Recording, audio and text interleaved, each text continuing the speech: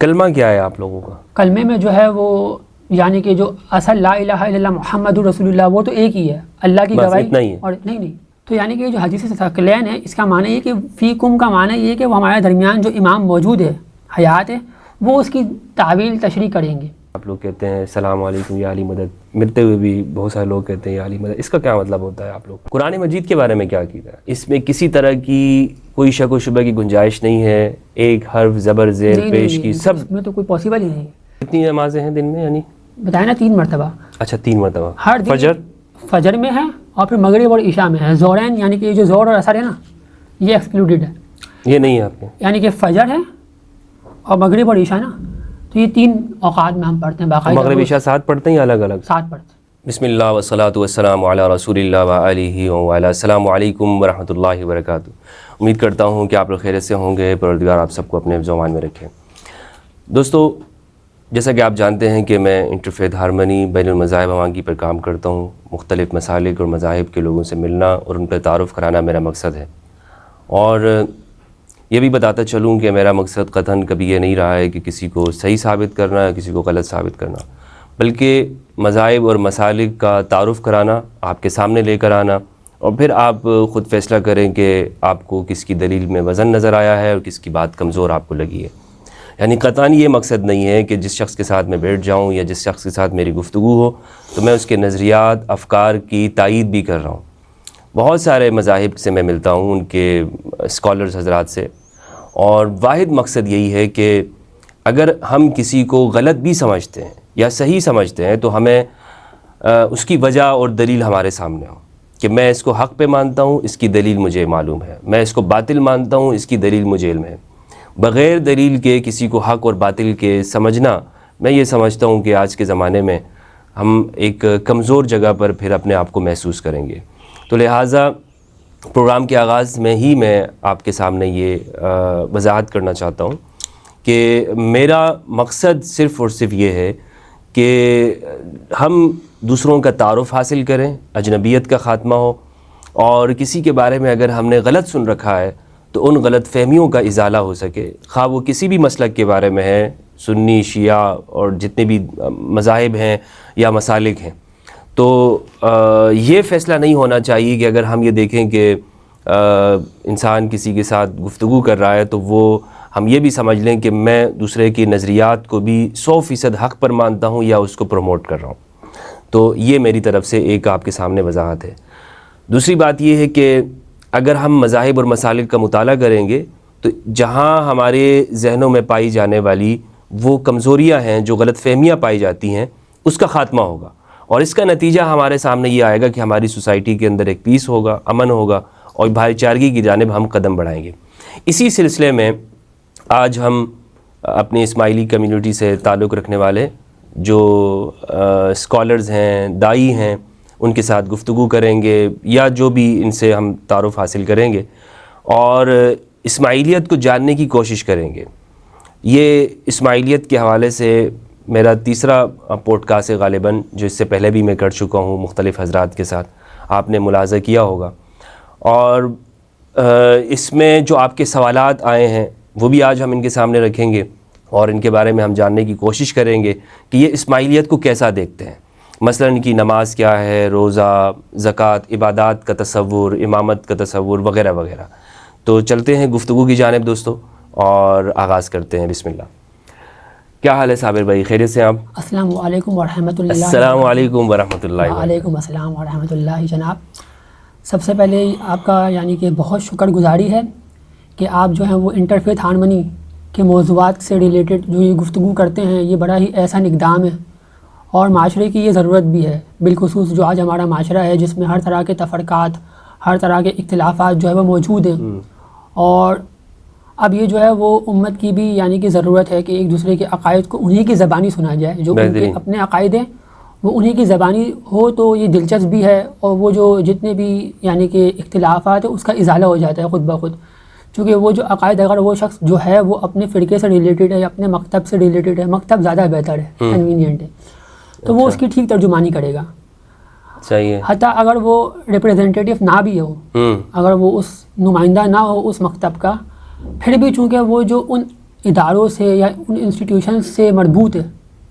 متصل ہے، جڑا ہوا ہے، تو وہ کیا کرے گا، وہ انہی یعنی کہ اداروں سے جہاں سے انہوں نے اپنی تعلیم حاصل کی ہے اسی کی ترجمانی اپنے سینس سے کر سکتا ہے، انہی کتب سے جن کتب کا اس نے مطالعہ کیا ہے ان کتب کو ہی وہ جو ہے وہ فروغ دے سکتا ہے، اس کا ابلاغ کر سکتا ہے، اسی کا ابلاغ وہ کر سکتا ہے۔ آپ مجھے صابر بھائی بتائیے گا، میں تو واقف ہوں لیکن ہمارے ناظرین کے سامنے، کہ آپ نے جو مثلاً اداروں کی بات کی، تو آپ کی جو اسماعیلی کمیونٹی ہے اس میں کیا مطلب کس مقام کے اوپر ہیں، داعی ہیں، لیکچرر ہیں، آپ کی کوالیفیکیشن، تاکہ جب لوگ آپ کو سنیں تو وہ یہ سمجھیں کہ ہم ایک معتبر شخص کے ساتھ گفتگو کر رہے ہیں؟ بالکل، دیکھیں جتنے بھی آپ کے سلسلے رہے ہیں، حتیٰ جن بھی یعنی کہ موضوعات پر، حتیٰ اسماعیلیہ سے ہی، شیعہ امامیہ اسماعیلیہ، تو یہاں پہ کوئی بھی شخص جو ہے وہ آج کی ڈیٹ میں نہ تو داعی ہے، نہ براہ راست داعی، یعنی کہ امام کی جانب سے اس کے اوپر یعنی کہ متعین نہیں ہے، طے نہیں ہے کہ وہ شخص امام کی جانب سے داعی ہے نام کے ساتھ۔ اچھا، ایسا شخص تو کوئی بھی آج آپ کے پاس نہیں ہے موجود۔ اچھا، تعلیم کا سلسلہ ہے آپ کے ہاں، لوگ داعی بنتے ہیں؟ جی بالکل، دیکھیں تعلیم و اشاعت کے حوالے سے براہ راست جو امام کا سلسلہ ہے وہ امام سلطان محمد شاہ صلوات اللہ علیہ کے عہد امامت میں منقطع ہو گیا ہے، یعنی کہ اس کے بعد جو امام خان سوئم، لیکن یہ ہے کہ امام کے فرامین جو ان کے بعد گزرے ہیں، حتیٰ امام کریم الحسینی علیہ السلام ہو یا ابھی جو موجودہ ہمارے امام رحیم الحسینی علیہ السلام، ان ائمہ طاہرین علیہ السلام، یہ جو دو ائمہ علیہ السلام گزرے ہیں، ان کے فرامین ہمارے پاس جو وارد ہوئے ہیں اس میں صراحت کے ساتھ یہ بات ہے کہ آپ تعلیم، حتیٰ مذہب کی تعلیم، اس کی جو ہے وہ آپ لوگوں کے سامنے نمائندگی کر سکتے ہیں، جنرل اسٹیٹمنٹ ہے یہ۔ اچھا، جنرل، لیکن پھر بھی انڈیویجولی یعنی کہ ایک شخص کا نام لے کے متعین جو پہلے زمانوں میں ہوتا تھا، جیسے ہم آپ کو جو ہے وہ یہ جو مقرر کرتے تھے، کسی کو ٹیچر بناتے تھے، داعی بناتے تھے، اس کو بولتے ہیں داعی الدعوہ، یعنی جو دعوت ہوتی ہے اس کا داعی مقرر ہوتا ہے، جو فاطمی خلافت میں بھی آپ تو آج کوئی نہیں ہے یعنی آج اس طرح کا داعی نہیں ہے جس کا امام نے براہ راست نام لے کے کہا ہو کہ بھائی پوری دنیا میں اچھا کوئی بھی شخص نہیں ہے، حتیٰ عالم بھی کوئی نہیں ہے اسماعیلیہ میں۔ اچھا، عالم مفتی شیخ کچھ نہیں ہے آپ کے یہاں پہ ہم اپنے آپ کو الوائز بولتے ہیں، یعنی کہ جو شخص ہمارے اداروں سے براہ راست یعنی کہ تعلیم لے کر نکلتا ہے نا، اس کو الوائز کہتے ہیں، وائز نصیحت کرنے والا کے معنی میں، یعنی کہ وہ یہ کر سکتا ہے کہ بھائی وہ زیادہ سے زیادہ اپنے آپ کو الوائز کہہ سکتا ہے کہ میں وائز ہوں، واعظ و نصیحت کرتا ہوں، دین کی ابلاغ کرتا ہوں، لیکن پھر بھی وہ اپنے آپ کو داعی کا ٹائٹل نہیں دے گا۔ داعی کا لوگوں کو اپنے مذہب کی طرف بلا سکتا ہے، مذہب کی طرف بلانے کے لیے بھی جو کلمہ ہے نا، یہ جو ہم کلمہ پڑھاتے ہیں، یہ بھی جو ہے ہمارے یہاں پر اس طریقے سے ہم نمائندگی نہیں کر سکتے، یہ ادارے ہی کر سکتے ہیں۔ اب دیکھیں میں آپ کو مثال دیتا ہوں اس کی بڑی اچھا، ان اداروں میں آپ اپنا بتائیے گا کہ آپ کس جگہ کے اوپر فائز ہیں؟ جی بالکل، ہم اپنے آپ کو ایز اے ریسرچر محقق بول سکتے ہیں۔ اچھا، یعنی آپ کے ساتھ ہم اسماعیلیت پہ بات کر سکتے ہیں؟ جی بالکل، ایز اے محقق، ریسرچر کے طور پر، کیونکہ اس چیز کی معاشرے میں ضرورت ہے۔ میں نے آپ کو مثال دی، یعنی کہ دائم الاسلام سیدنا قاضی نعمان قدس سرہ، یہ جو ہمارے داعی ہیں سیدنا قاضی نعمان، انہوں نے اپنی کتاب کے حاشیے میں، مطلب جو کتاب کا انہوں نے جو ہے وہ مطلب مقدمہ رکھا ہے، بلکہ اس میں انہوں نے تمہیداً جو گفتگو کی نا، تمہید باندھی ہے، اس میں براہ راست لکھا ہے کہ جب معاشرے میں جو ہے وہ اس طرح کے تفرقے پھیلیں تو اس میں ایک مبلغ کا، داعی نہیں، مبلغ جو کیا کرتا ہے، ابلاغ، اپنے دین کے بارے میں فہم رکھتا ہے، دین کی فہم اس کو حاصل ہے، اب اس کی جو اس نے تفہیم حاصل کی ہے نا، اس کے مفاہیم کو بیان کرنے کے لیے کیا کرتا ہے، وہ اپنے مذہب کی اس سینس میں نمائندگی کر سکتا ہے، لیکن اس کو یہ ٹائٹل حاصل نہیں ہوگا داعی کا پھر بھی، جب تک سے امام کے لب مبارک سے براہ راست اس کو متعین نہ کیا جائے۔ یہاں پہ ہم تھوڑا سا جو ہے نا پھر ہمیں کنسرن رہنا ضروری بھی ہے۔ ہاں، یعنی آپ کی بات جو ہے ایک یہ تو ہے کہ آپ اپنے مذہب کے بارے میں بتا سکتے ہیں، لیکن آپ کو یا کسی کو بھی منتخب نہیں کیا جاتا ہے وہاں پر کہ آپ جیسے ڈگری نہیں ملتی ہے آپ کے یہاں۔ اچھا، یہاں پہ بھی میں ایک چھوٹی سی چیز کا ازالہ کرتا چلوں جو اہم ہے۔ دیکھیں ہمارے یہاں پر جو امام نے ادارے بنائے، چونکہ پہلے کے زمانے میں کیا ہوتا تھا، جس طریقے سے آپ مثال لے لیں، مالک اشتر ہیں، امام علی نے جو ہے وہ ان کو ایک جگہ کا جو ہے وہ گورنر بنایا ہے، مثال میں دے رہا ہوں یہ آپ کو، جتنے بھی ہماری یہ تاریخ میں مثال گزری ہیں، یہ کیا کرتے تھے اپنے زمانے میں، جب امام ایک جگہ نہیں ہے لیکن اپنے خود ان کو جو ہے متعین تشخیص، یعنی ان کا نام لے لیتے تھے نا، تو یہ ہوتا تھا۔ اب امام نے اداروں کا نام لیا، انسٹیٹیوشن یہ پہلے میں آپ کو سمجھانے کے لیے ہیرارکی ہے. مطلب افراد سے اب ادارہ جاتی شکل میں انسٹیٹیوشن بن گئے ہیں. گروپ آف اسکالرس یعنی کہ جس طریقے سے اخوان الصفا ہے یہ کیا ہے گروپ آف اسکالرس فلاسفرس. تو آج وہ کیا ہے ادارے ہیں. اچھا اب ادارے جو ہیں جو یعنی کہ امام کے ہیں اس میں ڈپارٹمنٹس اطرب ہے اسماعیلی طریقہ ریلیجیس ایجوکیشن بورڈ یہ اطرب کی پوری ایبریویشن ہے. تو اس اداروں میں تو لوگ ہی کام کر رہے ہوں گے. اس اداروں میں جو لوگ کام کر رہے ہیں الواعظین کام کر رہے ہیں وہ اس درجے پر فائز ہے کہ وہ اپنا ادارہ جاتی سلسلہ جو ہے وہ کتب کے ذریعے اشاعت کریں جو میں نے آپ کو ایک کتاب پیش کی ہے. صحیح ہے. تو اس میں کوئی ڈگری ملتی ہے کہ آپ نے اتنے سال یہاں پہ پڑھ لیا ہے تو اب آپ وائز بن گئے ہیں, اب آپ لوگوں کو اپنی کمیونٹی کے لوگوں کو دین کے مسائل بتا سکتے ہیں. اس کو ہم نے حاصل کیا ہے, ہم یہی کہہ رہے ہیں نا. اچھا یعنی کہ نہیں یہ پھر میں ٹھیک ہے ناظرین بھی سمجھ گئے ہوں گے میں بھی کہ آپ کے پاس یہ اتھارٹی ہے کہ آپ اس ریسرچ سینٹر کے ساتھ وابستہ ہیں تو آپ اس پہ بات کر سکتے ہیں. جی بالکل اس سے ہم ایسوسیٹیڈ ہیں. ہاں اس سے ایسوسیٹیڈ ہیں آپ, اس کے ساتھ ملحق ہیں, اس کے ساتھ آپ جو یعنی آپ کا تعلق ہے جڑے ہوئے ہیں. اچھا صابر بھائی مجھے یہ بتائیے گا کہ یہ جو آپ نے کتاب کا نام لیا قاضی نعمان کی دائم الاسلام یہ اویلیبل ہے یا ملتی ہے؟ یہ ہماری ویب سائٹ پہ بھی اویلیبل ہے. شیعہ عربی میں ہے اصل کتاب؟ یہ اصل جو ہے اس کی عربی متن ہے, اس کی جو ٹرانسلیشن ہے وہ اردو میں ہو چکی ہے. اردو میں ہو چکی ہے براہ راست اس طرف سے ہوئی ہے, ہمارے شائع شدہ ادارے سے ہوئی ہے. اچھا جی. تو اس میں کیا ہے مثلا اس کتاب میں کیا چیز ہے؟ یہ 2 جلدوں کے اوپر یعنی کہ مشتمل ہے کتاب. اصل کتاب اس کی 2 جلدیں ہیں اور اس میں دیکھیں فقہ کے حوالے سے جو آپ کی ہوتی ہے نا مطلب جتنی بھی آپ کی جو فقہی احکام ہے شریعت وہ سب اس میں منضبط ہے لکھی ہوئی ہے. لیکن ایک بات یہاں پر یاد رہے جو آج اسماعیلیہ ہے جو آج کا اسماعیلیہ دین ہے اس کی ہم تشریح کر سکتے ہیں اسی موضوع پر ہی چاہے آپ, لیکن یہ بات یہاں پر ابھی بھی یعنی کہ ذہن نشین رہے کہ وہ جو دائم الاسلام ہے وہ اپنے وقت کے حساب سے تقاضوں کو پورا کرتی ہے فلفل کرتی ہے. یعنی کہ اس میں اگر میں آپ کو اس کتاب کا حوالہ دے بھی دوں لیکن اس سے آپ دین کے فقہی مسائل کو آج کی اپنی زندگی پر امپلیمنٹ نہیں کر سکتے.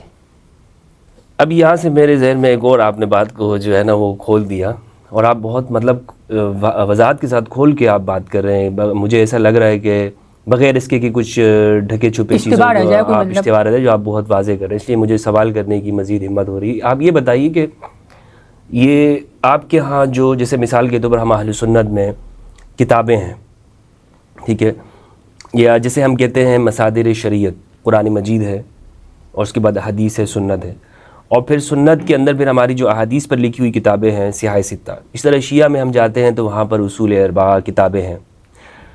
آپ کے ہاں جو کتابیں ہیں یا جہاں سے شریعت لی جائے گی وہ ماخذ اور مصدر کون سا ہے؟ یہ دائم الاسلام ہے؟ جی بالکل اسی سوال کو میں وضاحت کرنا چاہ رہا ہوں نا کیونکہ آج کل کے لوگوں کے ذہنوں میں کئی چیزیں جو ہے وہ اشتباہ رہ جاتا ہے, گفتگو کے بعد بھی رہ جاتا ہے, حتیٰ گفتگو ہو جاتی ہے اس کے بعد بھی کئی ذہنوں میں سوالات ہوتے ہیں جو ان کا ازالہ نہیں ہوا ہوتا ہے. تو مثلاً جیسے دائم الاسلام ہے یہ مستند فاطمی دور کے ہمارے دائی ہیں جس کا نام براہ راست ہمارے امام محمد بن عبداللہ المہدی, یہ جو ہمارے فاطمی خلافت کے پہلے امام ہے خلافت کی, براہ راست نام لے کے امام نے ان کو جو ہے وہ دعوت کے سلسلے میں بعد میں جب امام موئز کے زمانے میں یہ سلسلہ رہا ہے ان کا امام موئز علیہ السلام. اچھا لیکن امام موئز علیہ السلام لیکن یہ جو بات ہے نا ہماری کہ آپ نے جو پوچھا کہ آج کی ڈیٹ میں کیا ان کتابوں سے دین اخذ کیا جائے گا ان مصدر سے, تو نہ, چونکہ وہ جو دائی تھے انہوں نے اپنے دور میں ان کتابوں اس کا کردار ختم ہو گیا فقہی حوالے سے, یعنی اس میں جو فقہ ہے نا یعنی کہ اس میں جو فضائل مراتب امام کے مناقب اہل بیت علیہ السلام ہے, نصوص ائمہ علیہ السلام ہے, اس میں براہ راست نصوص ائمہ علیہ السلام اس میں موجود ہے صراحت کے ساتھ.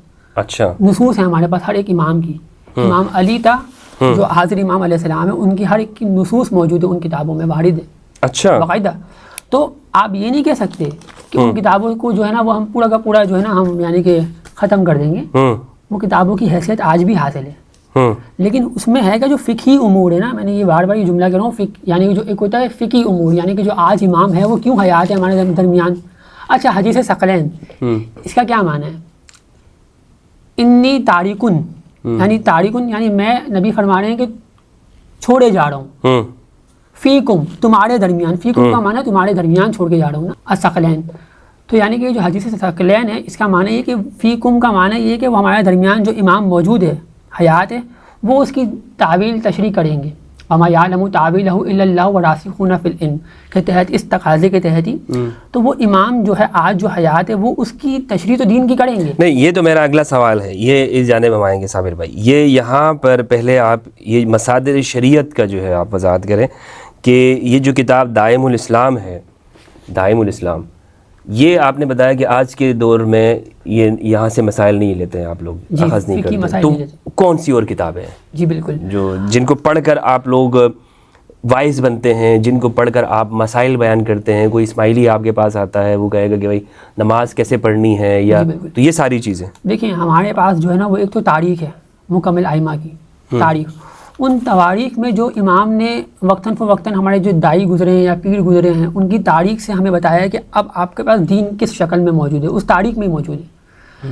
یعنی امام کے ہاتھوں کی لکھی ہوئی جو تاریخ ہے وہ ہمیں پڑھائی جاتی ہے، تاریخ ائمہ طاہرین علیہ السلام، بلکہ نور مبین حبل اللہ المتین، یعنی متین واحد سے جس یعنی کہ جمعیت کو جوڑنا ہے نا، متین واحد مضبوط جو واحد رسی ہے وہ یہی ہے جو امام کی اپنی ہے. اچھا، حبل اللہ. تو یہ جو متین، یہ جو مضبوط کتاب ہے، یہ کتاب کا نام ہی یہی ہے، تعارف ہی یہی ہے، حبل اللہ المتین. تو اس میں جو ہے وہ دین موجود ہے ہمارا، جو آج جو دین ہم عمل کر رہے ہیں وہ دین کا پورا اسٹرکچر، اس کا پورا حلیہ اس کتاب میں موجود ہے. امام علی علیہ السلام سے لے کر حتیٰ امام سلطان محمد شاہ علیہ السلام تک، آغا خان سوئیم تک اس میں موجود ہے. ہوتا یہ ہے کہ ہمارے یہاں پر جو ہمارا امام ہوتا ہے، جو حاضر امام ہوتا ہے، وہ دین کی ترجمانی کر رہا ہوتا ہے لیکن اداروں کے ذریعے، بیچ میں ادارہ ہے، اداروں کے ذریعے کیا رہتے ہیں. تو اس میں ایک آپ نے بتایا نور مبین جو کتاب ہے، جی موجودہ زمانے میں یہ معتبر ہے، اور پرانے زمانے کے اندر قدیم دور میں دائم الاسلام تھی. جی بالکل. اور آج کے زمانے میں جو ہے نور مبین ہے، اسی کو پڑھ کر آپ لوگ پھر واعظ بنتے ہیں اور آپ لوگ دین کی تشریح کرتے ہیں. جی بالکل. تو اس کتاب میں جتنی بھی احادیث ہیں وہ سب سنت لکھی ہوئی ہیں یا سنت جو ہے یا صرف تاریخی واقعات ہیں؟ دیکھیں علی محمد جان چنارا صاحب نے جو یہ کتاب لکھی ہے نا، یہ براہ راست امام سلطان محمد شاہ علیہ السلام کا فرمان وارد ہے اس کے اوپر ہمارے پاس. اب دیکھیں فرامین جو ہوتے ہیں نا، جو ہم فرمان بولتے ہیں، کس زمانے کے تھے یہ چنارا صاحب؟ یہ امام سلطان محمد شاہ علیہ السلام کے امامت کے عہد میں تھے. اچھا. لیکن یعنی تقریباً آج سے کتنے سال پہلے؟ یا آپ جو ہے امام کریم الحسینی علیہ السلام سے پہلے آپ لے کے چلے جائیں، 100 200 250 سال کے پہلے کی یہ شخصیت ہے، ابھی کی نہیں ہے. اچھا. لیکن ان سے جو ہمارے پاس تاریخ پہنچی ہے اس میں دعا کا ذکر بھی ہے جو ہم پڑھتے ہیں. اچھا، یہاں پر ایک اہم بات ہے جو ہماری بات میں شاید کھلے گی، وضاحت ہوگی، لیکن اسی کتاب میں انہوں نے تذکرہ کیا ہے کہ ہماری جو نماز کی شکل ہے وہ کیا ہے. اس کتاب میں آپ کو ملے گا، اگر آپ پڑھیں گے، مطالعہ کریں گے. یہ 850 صفحات پر مشتمل کتاب ہے، بہت یعنی کہ یہ جو آپ نے مجھے دی، جی 850 صفحات پر مشتمل کتاب ہے، ہر اماموں کا تذکرہ ہے. اچھا ماشاء اللہ. اچھا، اب اس میں انہوں نے بیان کیا ہے کہ ہم جو ہے وہ دعا کیوں بولتے ہیں صلاۃ کے معنوں میں. یہ نماز تو فارسی زبان کا لفظ ہے نا، یہ آپ زیادہ معلومات رکھتے ہوں گے. دین کی ساری تشریح موجود ہے. جی ساری تشریح موجود ہے اس میں. تاریخ بھی موجود ہے، اور جو ہمارے یہ جو دین کا آپ کہہ رہے ہیں فقہی امور، یہ بھی موجود ہے اس میں، کہ ہم جو ہے وہ یعنی کہ اپنے اموال کے اوپر امام کو دسترس حاصل ہے ہمارے اموال پر، اور جو ہماری جتنی بھی یہ چیزیں ہیں نا اس کے حوالے سے. جس طریقے سے قرآن میں ایک جگہ آیا ہے خذ من اموالہم صدقۃ تطہرھم، کہ طاہر کرنے کے لیے، اپنی شخصیت کو پاکیزہ کرنے کے لیے اموال ان سے لے لیجئے. نبی کو فرمایا جا رہا ہے اموال ان سے لے لیجئے تاکہ ان کو آپ طاہر کر دیں، پاک و پاکیزہ کر دیں. یعنی ہر ایک چیز اس میں موجود ہے. تو وہ تو پوری امت دیتی ہے، اموال زکوٰۃ دیتی ہے پوری امت. نہیں، بیت المال جو نبی کے زمانے میں نبی خود لیتے تھے نا، میں یہ نہیں کہہ رہا. بیت المال کے اوپر جس طریقے سے جناب ثقیفہ بنی ساعدہ کے بعد جناب ابو بکر ہیں، یہ خلیفہ ہیں ایک فرقے کے، تو انہوں نے اموال کے اوپر دسترس حاصل تھی، ان کو باقاعدہ حاصل تھی. مالک ابن نویرہ یا یہ بلکہ پوری ایک تاریخ ہے. انہوں نے انکار کیا جو بھی ہے، لیکن بتایا ہی جا رہا ہے وہ لیتے تھے نا لوگوں سے. لیکن نہیں، ایک اصحاب کی پوری لسٹ ہے نا جو اس سے انکار کرتی تھی نا. مطلب اگر آپ تاریخ کا مشاہدہ کریں گے تو پھر بڑے یعنی کہ اس میں دقت آپ کو ہوگی. جس طریقے سے مالک بن نویرہ ہے، ان کا قتل ہوا تھا پھر، جو ہماری تاریخ میں لکھا ہوا ہے، اسی میں لکھا ہوا ہے. اور پھر جو دوسری تسنن کی تاریخ میں بھی موجود ہے. تو بات میں بتانے کا مطلب یہ ہے کہ جو امام حاضر ہوتا ہے نا، وہ وراثت سے اس کو وہ مال کی جو ہے وہ امور حزبیہ میں اس کو جو ہے دسترس حاصل ہوتی ہے. نہیں، آپ نے کہا کہ لیتا ہے امام جو ہے لوگوں سے زکوٰۃ وغیرہ لیتے ہیں، تو میں کہہ رہا ہوں کہ پوری امت دیتی ہے نا زکوٰۃ. لیکن وہ نبی کی یعنی کہ رعیت یعنی نبی سامنے موجود ہو اور وہ اس پر نگہبانی کر رہا ہو. یعنی کہ مثال دیتا ہوں میں آپ کو, آج جو آپ مال دے رہے ہیں یہ ایک تنقیدی پوائنٹ آف ویو سے نہیں, چونکہ یہ سوال ابھی سامنے آ گیا وضاحتی مسئلے میں, تو یہ اس کی مفہوم لازمی ہے میں سمجھ رہا ہوں. دیکھیں ابھی جس طریقے سے آپ کا مال ہے وہ جو اس کا استعمال ہے وہ امام معصوم ہی کر سکتے, یعنی کہ ایک مال ہے وہ سب سے یعنی کہ اہم چیز ہے, رکن ہے نا دین میں. اب مال اگر آپ کسی کو اپنا دیتے بھی ہیں کسی چیز پر بھی دے دیتے ہیں, ابھی شیعہ ہے وہ زکوٰۃ نہیں نکالتے ہیں بینکوں میں, یا مطلب ایک پورا شیعہ اثنا عشریہ, ٹھیک ہے, کیوں؟ چونکہ ایک ہوتا ہے یعنی کہ جو امام حاضر ہوتا ہے نا وہ اس مال کے بعد دسترس حاصل ہوتی ہے اس کو, اور پھر وہ اپنی نمائندگی میں اداروں کی مقرری کرتا ہے, اور پھر وہ اس مال کو جب پورے معاشرے میں لگاتے ہیں نا تو اس کے مثبت اثرات بھی سامنے آتے ہیں. صحیح, یعنی آپ یہ کہہ رہے ہیں کہ یہ اجتماعی اموال جو مسلمانوں کے اوپر ہیں وہ ایک ادارے کے اندر جانے چاہیے. اب چونکہ بیت المال ہے نہیں تو آپ نے ایک ادارہ بنا دیا. تو جیسے مثال ہے یہ جو قرآن کی آیت میں پڑھی ہے ابھی, اس میں نبی مخاطب ہے یا کون مخاطب ہے؟ حضور سے یہ کہ آپ لوگوں سے ہیں. تو اسماعیلیہ میں یہ ہے کہ جو بھی قرآنی آیات کی تطبیق ہوگی نا, اطلاق ہوگا وہ زمانے کے حجت پر ہوگا, وہ بھی حجت نبی. اور یہ قرآن جو کہ ہم آج پڑھ رہے ہیں تو آج بھی اس کا پہلے متعین کریں گے کہ وہ قرآن جو پڑھنے والی ہستیاں ہیں حجت ہے وہ کون ہیں. فقط آتینا آل ابراہیم الکتاب والحکمہ, ہم نے آل ابراہیم کو کتاب اور حکمت دی. وآتیناہم ملکا عظیما, یعنی کہ یہ جو کتاب اور حکمت ہے نا یہ مربوط ہے ایک ہی شخص کے ساتھ, ایسوسیٹ ہے. سمجھ رہے, یعنی کتاب بھی ہے ساتھ میں حکیم بھی ہے, جو حکمت سے یعنی کہ اس میں اس کا حلول ہو چکا ہے, حکمت بھی اس کے ساتھ ہے, اسرار ہے, یعنی اللہ کی پوری علم و حکمت اس کے پاس موجود ہے. وہ اسی کے تحت تقاضوں کے تحت جو ہے وہ زمانے میں علم کی جو ہے وہ پروان چڑھاتا ہے. تو یہ جو زکوٰۃ ہے یہ درمیان میں میرے خیال میں آپ نے ایک بات کا وہ کر دیا, آغاز کر دیا. میرا پوچھنے کا مقصد یہ ہے کہ آپ نے فرمایا کہ جیسے رسول اللہ صلی اللہ علیہ وآلہ وسلم لوگوں سے اموال لیتے تھے, اس کا مقصد یہ ہے کہ قرآن میں ہے کہ آپ ان کو پاک کر دیں, ان کا تزکیہ کر دیں. تو یہ تو ساری امت زکوٰۃ دے رہی ہے, ساری امت اعمال کر رہی ہے, مثلا ساری امت نماز پڑھتی ہے اور اسی نبی کے لیے کر رہی ہے. مثلا رسول اللہ صلی اللہ علیہ وآلہ وسلم سے ہمیں دین ملا ہے تو ہم انہی کے فرمان کی وجہ سے زکوٰۃ دیتے ہیں.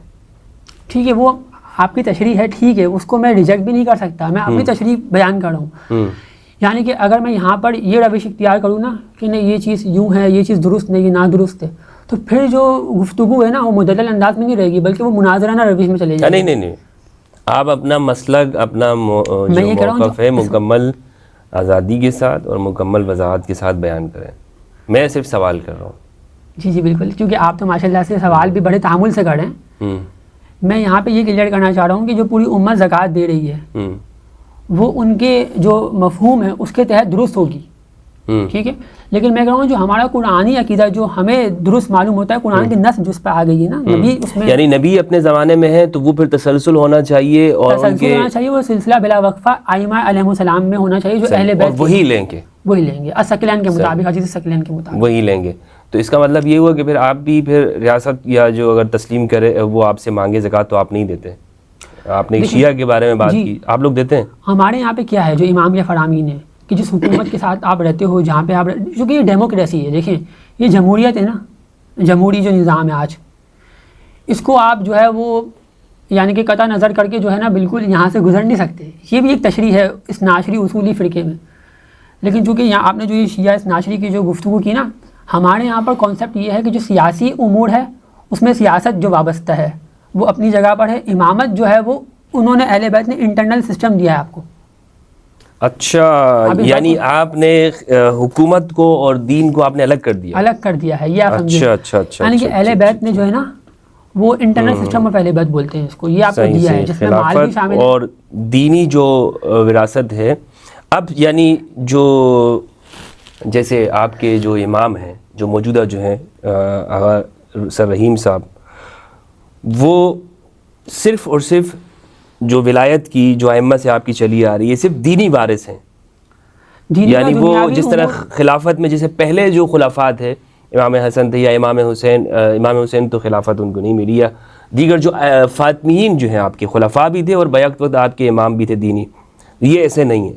میں یہاں پر ایک چیز کلیئر کر دوں, وضاحت ہو جائے شاید, کہ دیکھیں یہ جو ملکن عظیمہ ہے نا, اس سے کیا مراد ہے؟ یہ دائم الاسلام میں جو ہمارے اسی کی ہی مربوط یہ گفتگو ہے. دائم الاسلام میں یہ روایت لائیں سیدنا قاضی نعمان قدس سرہ کہ ابو بصیر امام صادق علیہ الصلوۃ والسلام کے مشہور اصحاب میں سے ہیں. اچھا. یہ آئے آپ کے پاس, یہ پوچھا کہ یہاں پہ یہ جو فقط آتا ہی نا اعلیٰ ابراہیم, یہ جو ملکن عظیمہ والی جو میں نے آیت تلاوت کی ہے, اس میں یہ ملکن عظیمہ سے کیا مراد ہے؟ ہمارے پاس آیا بادشاہت ہے, ہمارے پاس کس چیز کی بادشاہت ہے, یہ پوچھنا چاہا انہوں نے. تو امام نے ان کو جواب دیا, جواباً بتایا کہ اس سے مراد نظام امامت ہے. اس سے مراد جو ہے نظام امامت سے مراد یہ ہے کہ امام کے نظام میں رہ کر اپنی زندگیوں کو گزارنا. ٹھیک ہے, یعنی امام کی جو اصل حکومت ہے نا وہ روحوں کے اوپر آپ کی حکومت ہے, امام کی نفسوں کے اوپر ہے. یعنی جو ہماری نفوس ہے نا, اس پر امام کی جو ہے صحیح معنوں میں حکومت ہے. یعنی یہ اس روایت سے جو میں نے استدلال کیا, تو ہمارے پاس یہ صراحت موجود ہے باقاعدہ کہ اگر فرض کریں کہ آپ کے پاس ایک حکومت ہے, ابھی جو چونکہ یہ بات وہیں سے آئی ہے کہ ان کو آپ کو ٹیکس دینا ہے. ٹھیک ہے, یہاں پر تو ہر چیز کے لیے ٹیکس کی مد میں مال نکلتا ہے. آپ عطا صابن بھی لیں گے تو اس کا ٹیکس ہوگا نا. تو یہاں پر آپ اپنے ملک سے کنارہ کش ہو کے لڑ نہیں سکتے. تو آپ کیا کریں گے, ملک کو پھر ساتھ لے کے چلیں گے. ساتھ میں جو ہمارے یہاں پر جو تشریح ہے نا امام کی, وہ یہ ہے کہ ہم امام کو بھی وہ مال جو حقیقی قرآن کے یعنی کہ مطابق ہے امام کا حق ہے, مال واجبات, وہ امام کو دیں گے تاکہ انٹرنل سسٹم آف اہل بیت متاثر نہ ہو. پہلے کے زمانے میں آپ دیکھیں گے جو عباسی خلفاء گزرے ہیں, ہارون رشید یا مامون رشید, اس کے بعد مامون ہوا, جتنے بھی ہے معتصم باللہ, جتنے بھی خلفاء گزرے نا عباسیوں کے, انہوں نے یہی چیز اہل بیت علیہ السلام کے لیے جبرن کی تھی کہ آپ کا حکومت میں کوئی جو ہے نا وہ رول نہیں ہے, آپ حکومت نہیں کر سکتے, وہ ہمیں حق ہے.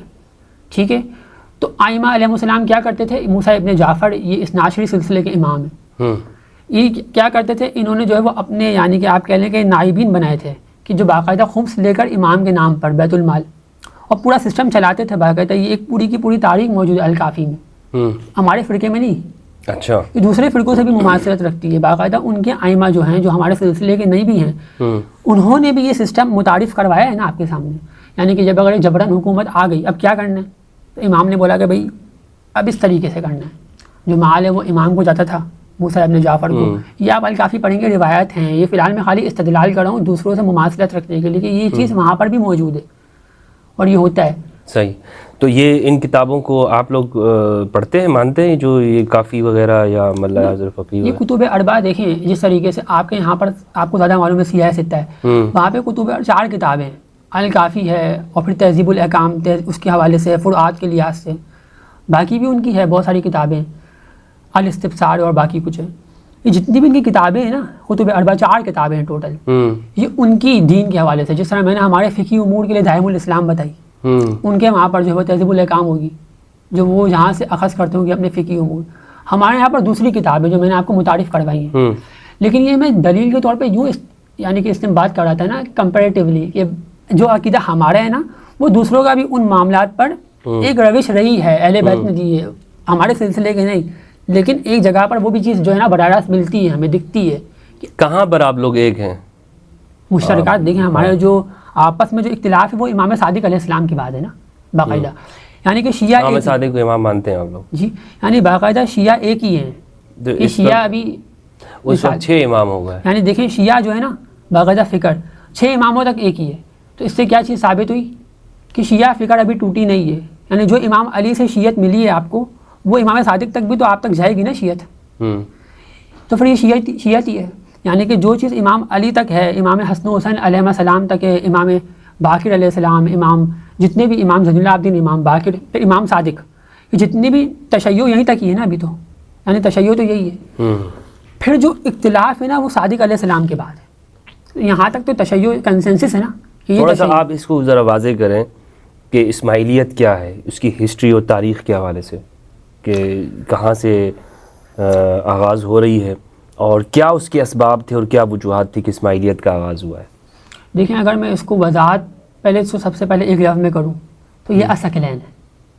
اچھا, بس یہ ایک الفاظ میں وضاحت ہے کہ انی تارک فیکم ثقلین. یہ تو سب میں مشترک ہے نا, آپ نے کہا کہ سب اوپر ایک ہی ہیں. نہیں, فیکم تمہارے اندر, یعنی کہ وہ امام زندہ فیکم موجود, فیکم سے آپ یہ لیں, یعنی کہ یہ آپ گزر جائیں. اگر مثال ہے کہ انی تارکن, یعنی اگر مثال ہے کہ نبی علیہ الصلوۃ والسلام کہہ رہے ہیں میں جا رہا ہوں, انی تارکن چھوڑے جا رہا ہوں, تاریخ یعنی نبی علیہ السلام جو جا رہے ہیں نا، یعنی ابھی جا رہے ہیں وہ، تو جا کے وہ اپنی لیگیسی بتا رہے ہیں. لیگیسی آف پروفٹ کیا ہے؟ سکسیسرشپ ڈیوینٹی کلیم کر رہے ہیں وہ کہ بھائی میں جا رہا ہوں. یعنی اگر ایک حاجی کہتا ہے کہ بھائی میں جا رہا ہوں تو وہ تقرری کر کے جاتا ہے نا. ابھی ایک دکان ہے، وہ دکان والا اپنی دکان چھوڑ کے جائے گا تو وہ یہ کہے گا کہ بھائی دوسرے بندے کو دکان سنبھالو. یہ وہ والی چیز ہے کہ لکل قوم ہاتھ، کہ ہر قوم کا ایک ہادی ہے باقاعدہ جو ہدایت دیتا ہے نا. تو وہ یہاں پہ یہ تسلسل ہے امامت میں، اسماعیلیہ میں. اسماعیلیہ اگر آپ پوچھیں نا تو یہ تسلسل ہے امامت کے قائل ہے. ہر دور میں ایک امام ہوگا جو بلا وقفہ ہوگا، جس میں انقطاع نہیں ہوگا، توقف نہیں ہوگا. یہ اسماعیلیہ کا کنسیپٹ ہے. صحیح ہے. پھر باقی بھی شیعہ امامیہ گروہ ہیں. یہ شیعہ امامیہ اسماعیلیہ ہمارا پورا نام جو باقاعدہ ہے وہ یہ ہے جو ہمارے کانسٹیٹیوشن میں موجود ہے. باقی جو دوسرا فرقہ ہے وہ اثناعشریہ، 12 اماموں کو ماننے والے. یہ اپنے دور میں کیسے آغاز ہوا اسماعیلیہ؟ دیکھیں، امام صادق علیہ الصلوۃ والسلام نے باقاعدہ نص کی تھی اپنے بڑے فرزند کے اوپر، اسماعیل ابن جعفر صادق علیہ السلام پر باقاعدہ. اچھا، نص کی ہے جی. اور یہ ہے، یہ امام ہے میرے بات. اور یہ چیز ایسی ہے جو مطلب مسلم تمام تشریحوں میں کنسنسس رکھتی ہے. شیعہ و امامیہ، اسماعیلیہ، اثناعشریہ سب اس چیز کے قائل ہیں کہ ہاں پہلے امام اسماعیل کو بنایا تھا امام. اس میں کوئی اختلاف نہیں ہے. اسماعیلیہ بھی سب مانتے ہیں، سب جتنے فرقے ہیں شیعوں کے. یہ جو ہمارے ہاں آج جو شیعہ حضرات ہیں وہ بھی مانتے ہیں، اثناعشری بھی مانتے ہیں کہ پہلے اسماعیل علیہ السلام پر نص تو ہو. پھر 13 ہو گئے نا اس طرح. تو پھر جو وہ ان کے لیے ہاں یہ بھی لوگ اختلاف کرتے ہیں کہ چونکہ وہ کہتے ہیں بدا ہو گیا، مطلب امام نے جو ہے وہ اپنی حیاتی ہی پہلے امام بنایا، اب ان کی وفات جو ہے انہیں کی زندگی میں ہو گئی اسماعیل علیہ السلام کی. تو یعنی کہ اس پہ سب سے پہلے تو اسماعیلیہ کہتے ہیں کہ پھر امام صادق علیہ الصلوۃ والسلام کو تو معلوم نہیں تھا کہ میرے بیٹے کی وفات ہو جائے گی. ٹھیک ہے نا. تو اس سے کئی فرقوں نے جو ہے وہ امام کو، یہ فرقہ شیعہ جو کتاب نوبختی کی، اس میں انہوں نے یہ ساری باتیں لکھی ہیں کہ لوگوں نے جو ہے وہ امام صادق علیہ الصلوۃ والسلام سے بھی جو ہے وہ کنارہ کش ہو گئے. اچھا، دور ہو گئے براہ راست کہ بھائی آپ نے تو کہا تھا کہ اسماعیل امام ہوگا، اب جو ہے وہ آپ کہہ رہے ہیں کہ اللہ تعالیٰ کو جو ہے نا وہ اللہ تعالیٰ کا فیصلہ تبدیل ہو گیا ہے نص کے حوالے سے. تو یہ امامیہ اسماعیلیہ و اثناعشریہ میں ایک اختلافی موضوع ہے امامت کے حوالے سے، باقاعدہ نص کے حوالے سے. لیکن یہ چیز طے ہے کہ پہلے اسماعیل کو علیہ السلام کو امام بنایا، پھر بعد میں جو ہے موسیٰ بن جعفر کی طرف امامت لوٹی. جبکہ یہ روایتیں بھی الکافی میں بھی ہیں جو ان کے مصادر ہیں، ہمارے بھی کتابوں میں ہے کہ امام حسن و حسین علیہ السلام کے بعد امامت 2 بھائیوں میں جمع نہیں ہوگی. یعنی 2 بھائیوں میں امامت جمع نہیں ہو سکتی حسن و حسین علیہ السلام کے بعد. یہ آپ چاہیں گے تو ہم آپ کو یعنی کہ حوالہ جات دے دیں گے. اس سے کیا مراد ہے؟ یہ کن کا فرمان ہے؟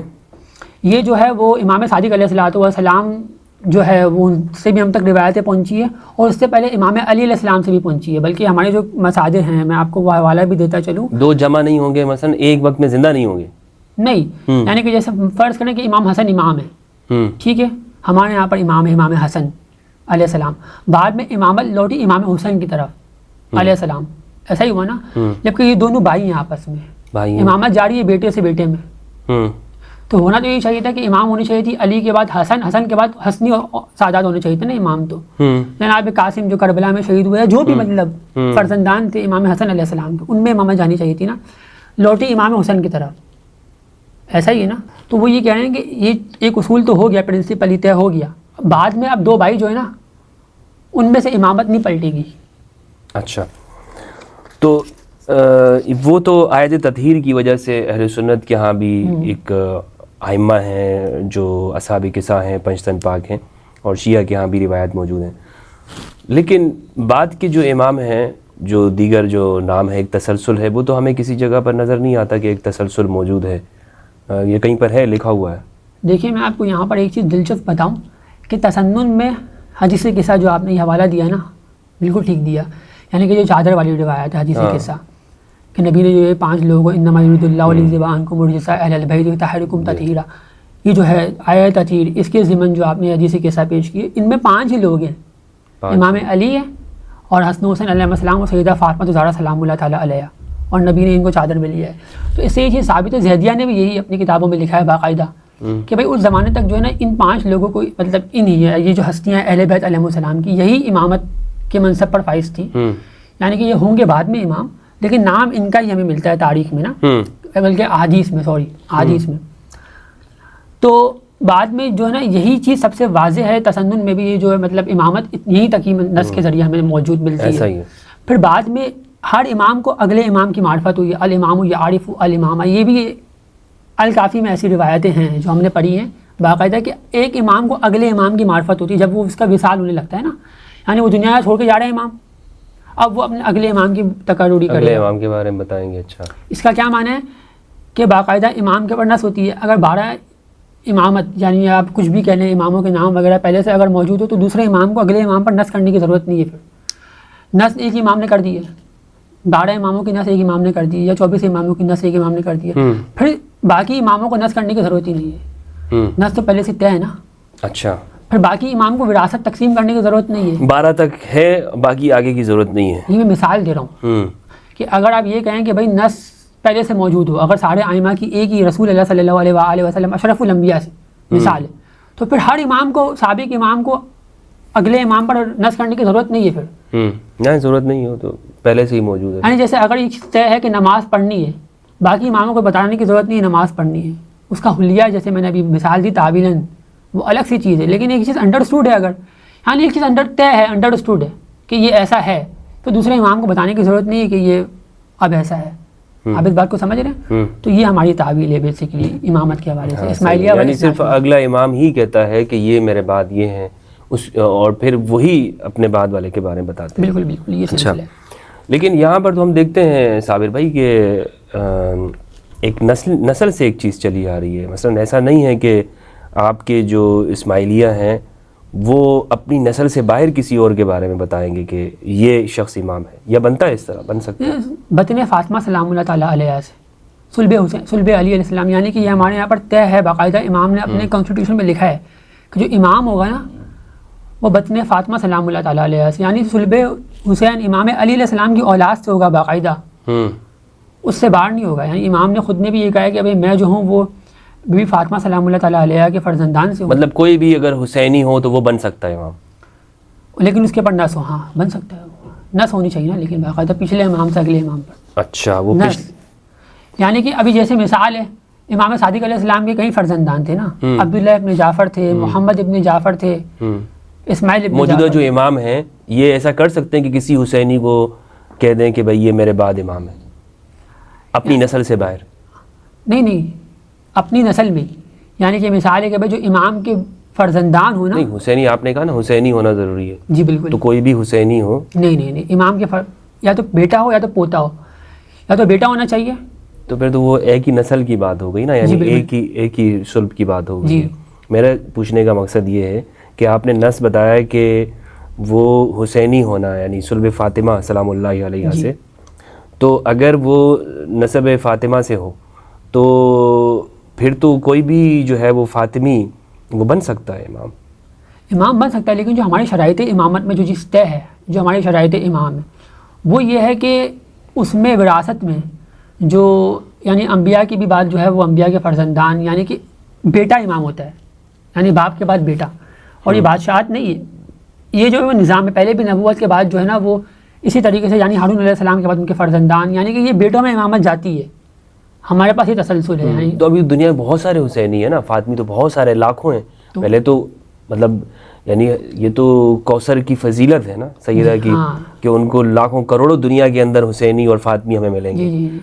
تو وہ تو پہلے زمانے میں یہ ہے کہ بہت کم تھے، تو یہ ہے کہ چلیں یہ انہوں نے تعین کر دیا، اور اب بھی آپ نے بتایا کہ تعین موجودہ امام کرتے ہیں. جی تو کیا یہ ایسا کر سکتے ہیں کہ کسی بھی فاطمی کو یہ امام نامزد کر دیں کہ میرے بعد یہ ہیں؟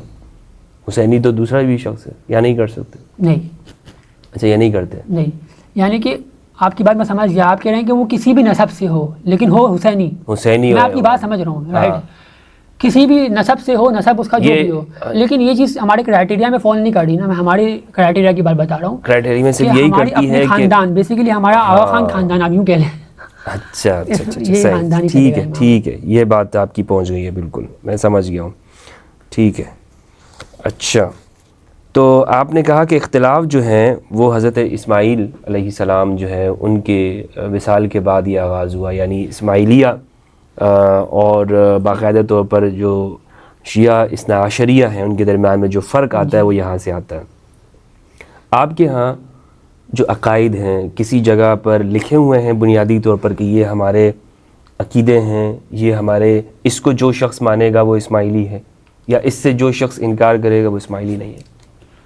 عقائد کے لحاظ سے جو ہمارا بلیف سسٹم ہے نا، جو بلیف سسٹم ہے وہ میں نے آپ وہ کو مینیفیسٹو جو ہے جو سر آغا خان کا، جی بالکل، ایک تو وہ ہے، اور دوسرا جو ہے وہ آپ یہ وہ پبلش بھی ہو چکا ہے، پبلش ہو چکا ہے، اور باقاعدہ جو ہمارا کانسٹیٹیوشن ہے نا، آئین ہے، اس میں اتنی صراحت تو ہے کہ آپ کو ہمارا بلیف سسٹم سمجھ میں آ جائے گا۔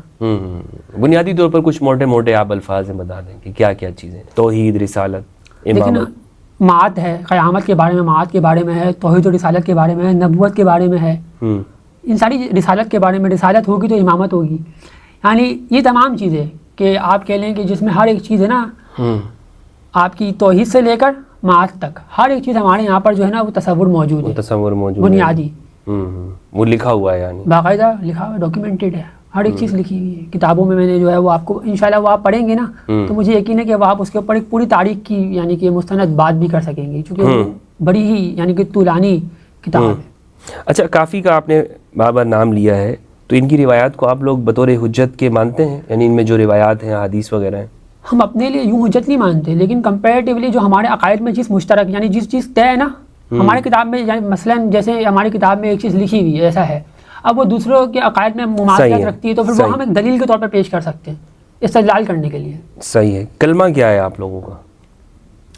کلمے میں جو ہے وہ یعنی کہ جو اصل لا الہ الا اللہ محمد رسول اللہ وہ تو ایک ہی ہے، اللہ کی گواہی، اور نہیں علی ولی اللہ جو اس ناشری پڑھتے ہیں، جس طریقے سے ہمارے یہاں پر جو ہے وہ علی اللہ ہی پڑھا جاتا ہے، ولی کو جو ہے وہ ایکسکلوڈ کیا جاتا ہے، یعنی ولی جو ہے نا وہ ایکسکلوڈڈ ہے، علی اللہ، لا الہ الا اللہ محمد رسول اللہ، علی امیر المؤمنین، علی اللہ الحاضر الموجود شاہ رحیم الحسینی، جو آپ نے مطلب اگر ہماری دعا بھی پڑھی ہو نا، اچھا، تو اس میں باقاعدہ ولی کا جو الفاظ ہے نا اس کو ایکسکلوڈ کیا جاتا ہے، یعنی اس کو حذف کر دیتے ہیں، اس کو حذف، علی اللہ یعنی علی اللہ کی علی ولی اللہ ایسے ہوگا، اس کا معنی ہوگا علی اللہ کے ولی ہیں، ٹھیک ہے؟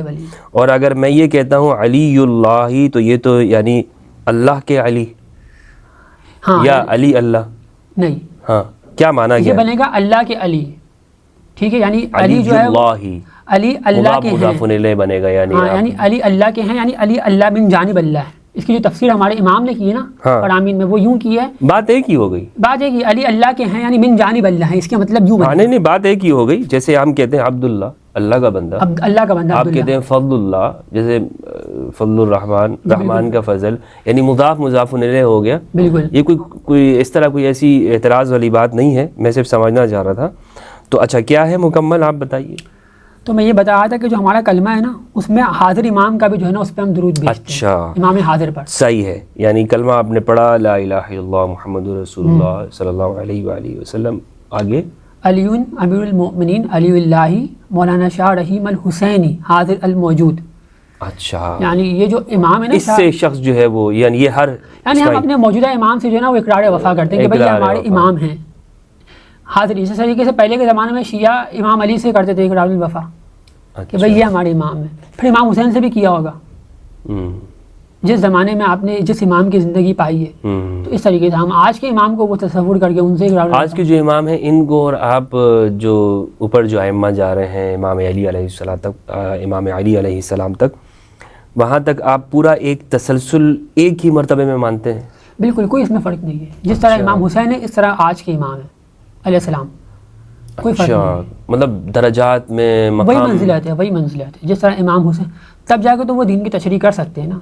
یعنی ایک شخص دین کی تشریح کیوں کر سکتا ہے؟ ہم یہ جو آیات پڑھ رہے ہیں ساری قرآن سے استدلال کر رہے ہیں، یہ ہم قرآنی نصوص کے ذریعے کر رہے ہیں نا، نص دے رہے ہیں نا امام پر، تو قرآنی عقیدہ ہے۔ پھر وہ امام جو آج موجود ہے، حیات ہے، اہل بیت بھی ہم بول رہے ہیں، الثقلین بھی پڑھ رہے ہیں، تو پھر کیا ہے؟ پھر وہی ہے، یعنی کہ ہم علم کا معیار بتا رہے ہیں آپ کو، وما یعلم تاویلہ الا اللہ والراسخون، یعنی کہ علم کا جو معیار ہے وہ راسخ ہونا چاہیے، علم میں بالکل عبور ہونا چاہیے جس شخص کو ہم بتانے کہ بھئی وہ ہمارے امام حاضر کو ہے، تو اس میں کوئی اشتباہ نہیں ہے نا۔ پھر یہ بالکل وہی چیز ہے جو ایک امام کو ہوتی ہے، یعنی ہمارے فرقے، ہمارے عقیدے کے مطابق۔ صحیح، یعنی میں آپ سے بات کروں تو آپ ہی کے عقیدے کا پوچھ رہا ہوں میں۔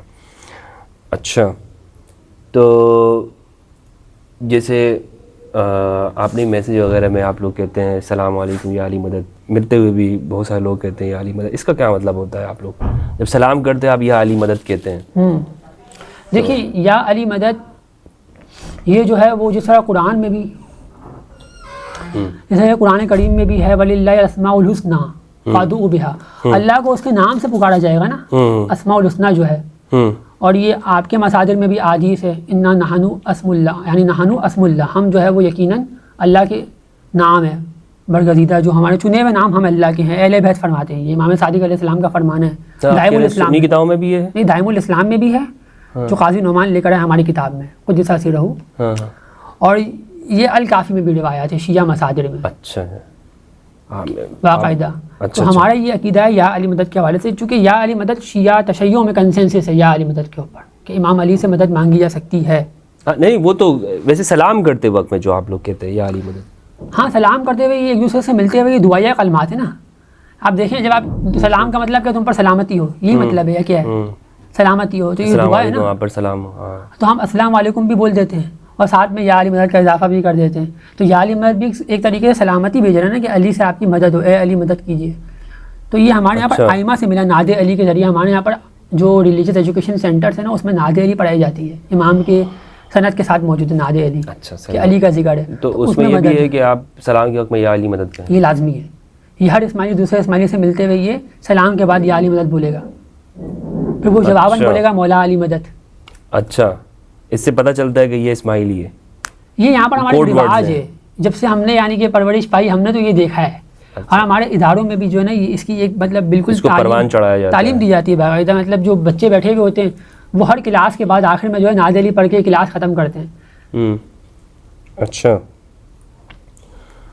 تو کلمہ آپ نے بتا دیا، رسالت پر آپ کے مانتے ہیں بالکل اسی طرح جو تمام مسلمانوں کا ہے، بالکل، اور رسالت ختم ہے، ختم نبوت پر بھی ایمان رکھتے ہیں، ختم نبوت پہ ایمان ہے، امامت ایک منصب الہی ہے، جس طرح نبوت ایک منصب ہے امامت بھی ایک منصب ہے، ختم نبوت کے اوپر آپ ایمان رکھتے ہیں، بالکل ایمان۔ اچھا، رسول اللہ آخری نبی ہے، آپ کے بعد کوئی نبی نہیں ہے، ظاہر نبوت اگر اختتام ہو گئی اس کے بعد کوئی نبی نہیں ہے، یعنی کہ یا علی انت منی بمنزلت ہارون من موسیٰ الی انہ لنبی بعدی، یعنی کہ ان کے بعد نبی کوئی بھی نہیں ہے، نبی اور رسول کوئی نہیں ہے کسی بھی حیثیت علی کی منزلت یہی ہے، اور علی کی منزلت کے لیے یہی کافی ہے کہ علی علیہ السلام کی مثال وہی ہے کہ جو ہارون کو تھی موسیٰ سے علیہ السلام، تو بس یعنی کہ حدیث منزلت تو ہر جگہ متفق ہے نا، تسنن میں بھی ہے، تشیع میں بھی ہے، تو اس کے تحت ہی ہماری یہ یعنی کہ روایت رہی ہے کہ امام علی کو بھی مقام حاصل ہے کہ جو ہارون کو تھا حضرت موسیٰ علیہ السلام سے، لیکن بعد میں نبوت کے لیے امام علی کو نبی نے منع فرمایا کہ لیکن میرے بعد کوئی نبی نہیں ہے، تو ظاہر سی بات ہے نبی کے علاوہ کون سا منصب باقی رہتا ہے، امامت ہی باقی رہتا ہے۔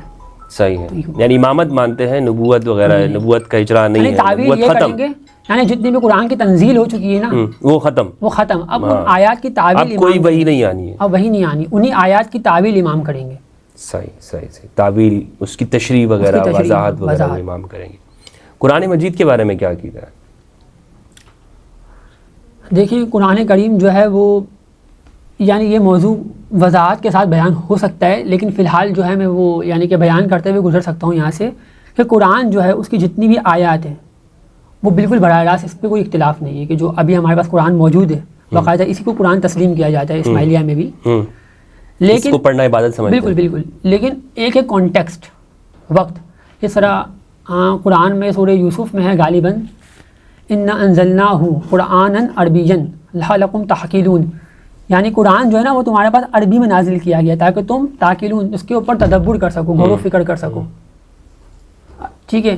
اب آپ دیکھیں تو اس سے تمام یعنی کہ مومنین مراد ہے جو قرآن کو پڑھے گا اس سے تفہیم حاصل کرے گا، جبکہ کسی کی زبان بھی عربی نہیں ہے، عرب میں تو سب کی زبان عربی تھی، لیکن آج تو اگر ہم قرآن پڑھیں براہ راست تو ہمیں ترجمے کی ضرورت پڑے گی نا، ایک فہم کے لحاظ سے بات کر رہا ہوں کہ اگر ایک عام بندہ قرآن کو پڑھے گا تو وہ تو عربی میں نہیں پڑھا قرآن کو، قرآن کہہ رہا ہے کہ ہم نے عربی میں نازل کیا تاکہ تم اس پہ تدبر کر سکو، یعنی ہم نے اس کو اتنا قرآن کا بتانے کا مطلب یہ کہ ہم نے اتنی آسان سی چیز تمہارے لیے کی ہے کہ تمہیں کوئی اس کے اوپر اشتباہ ہی نہیں ہوگا، تم ایسا پڑھو گے جس طرح تمہارا عام نصاب ہے، یعنی ابھی ہم بات کریں آپس میں تو کس لینگویج میں کریں، اردو میں، دونوں کنوینئنٹ ہے آپس میں، اور ہماری آڈینس بھی کنوینئنٹ ہوگی سننے میں، تو اللہ یہ کہہ رہے ہیں کہ جو میری آڈینس ہے نا جو میرا قرآن سنے گی اس سے میں مخاطب ہوں، تو میں تم سے اسی زبان میں گفتگو کرنا چاہتا ہوں جس زبان میں تم سمجھ سکتے ہو، اس کو مکمل مانتے ہیں آپ؟ مکمل، بالکل، کہ قرآن مجید جو موجودہ ہے اس میں کسی طرح کی کمی بیشی نہیں کی، لیکن اس میں ایک چیز وہ کر رہا ہوں کمی بیشی نہیں ہے، لیکن اس کے جو مفاہیم ہے نا جو اس کی یعنی کہ تطبیق یعنی اس پہ جو اطلاقات ہوں گے ہر آیات پر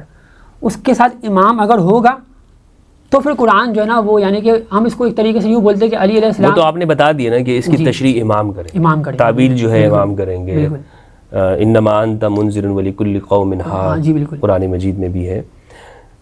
میرے سوال کرنے کا مقصد یہ ہے کہ جس طرح تمام مسلمان خاص سنی ہوں شیعہ جو دیگر جو ہیں اثنا عشریہ، وہ سب اسی قرآن مجید کو مانتے ہیں کہ یہ قرآن جو آج ہر مسلمان کے گھر میں، اس میں کسی طرح کی کوئی شک و شبہ کی گنجائش نہیں ہے، ایک حرف زبر زیر پیش کی سب، اس میں تو کوئی پاسبل ہی نہیں ہے۔ انسان پھر کس طریقے سے مسلمان رہے گا؟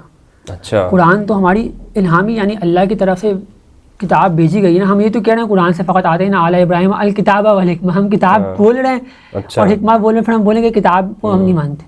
یہ تو پھر ایسی بات ہوئی کہ جو کہیں سے اس کے قرآن مجید کے جمع ہونے کے حوالے سے آپ لوگوں کا کیا موقف تدوین ہے دیکھیں کہ یہ قرآن اسی طرح جس طرح مکمل، جیسے شیعہ مانتے ہیں کہ دیگر جو اثنا عشریہ ہیں، معذرت سے میں جو ہے نا وہ سب کے اوپر ایک لفظ کا اطلاق کر دیتا ہوں، چونکہ ہمارے ہاں سوسائٹی میں بولا یہی جاتا ہے، سنی اور شیعہ اس لفظ کے اندر ہے، تو اسماعیلیہ جو ہے وہ ایک اس کے لیے ایک یا تو آغا خانی ہماری زبانوں پر آتا ہے یا جو ہے وہ اسماعیلیہ ایک الگ سے آتا ہے، تو شیعہ جو ہے وہ عام لوگ بھی یہی سمجھتے ہیں اچھا سنی شیعہ یہ دو ہیں، حالانکہ ایسا حقیقت نہیں ہے، زیدیہ بھی ہیں اس میں، آپ نے بتایا اسماعیلیہ بھی ہیں، تو سب جو ہے وہ قرآن مجید کو وہ اس پر ایمان رکھتے ہیں، لیکن جو میرا موقف ہے اور دوسرے جو شیعہ حضرات کا بھی ہے وہ یہ ہے کہ قرآن خود رسول اللہ نے اپنی حیات طیبہ میں جمع کر دیا تھا، اور بعد میں جو ہے وہ تدوین اور جمع وغیرہ یہ نہیں ہوئی ہے، بلکہ رسول اللہ نے اس کو جمع کر دیا، اور یہ قرآن مجید کی آیت بھی ہے۔ اہل سنت حضرات میں یہ مانا جاتا ہے کہ رسول اللہ صلی اللہ علیہ وآلہ وسلم نے قرآن مجید مکمل آپ پر جو نازل ہوا ہے وہ بعد کے زمانے میں، چونکہ مختلف جگہوں پر لکھا ہوا تھا، کسی کے پاس کچھ گتے موجود ہیں، اونٹ کے کوہان کے اوپر، کجاوے، اس طرح چیزوں کے اوپر، وہ ہڈیوں کے اوپر لکھا ہوا تھا، تو اس سب کو پھر حضرت ابوبکر رضی اللہ عنہ انہوں نے جمع کیا اور ایک کتاب کی شکل دی، اور پھر چونکہ وہ مختلف لغات میں تھا، لوگ کچھ پڑھنے کے اندر ان کو مشکل اگر یا مختلف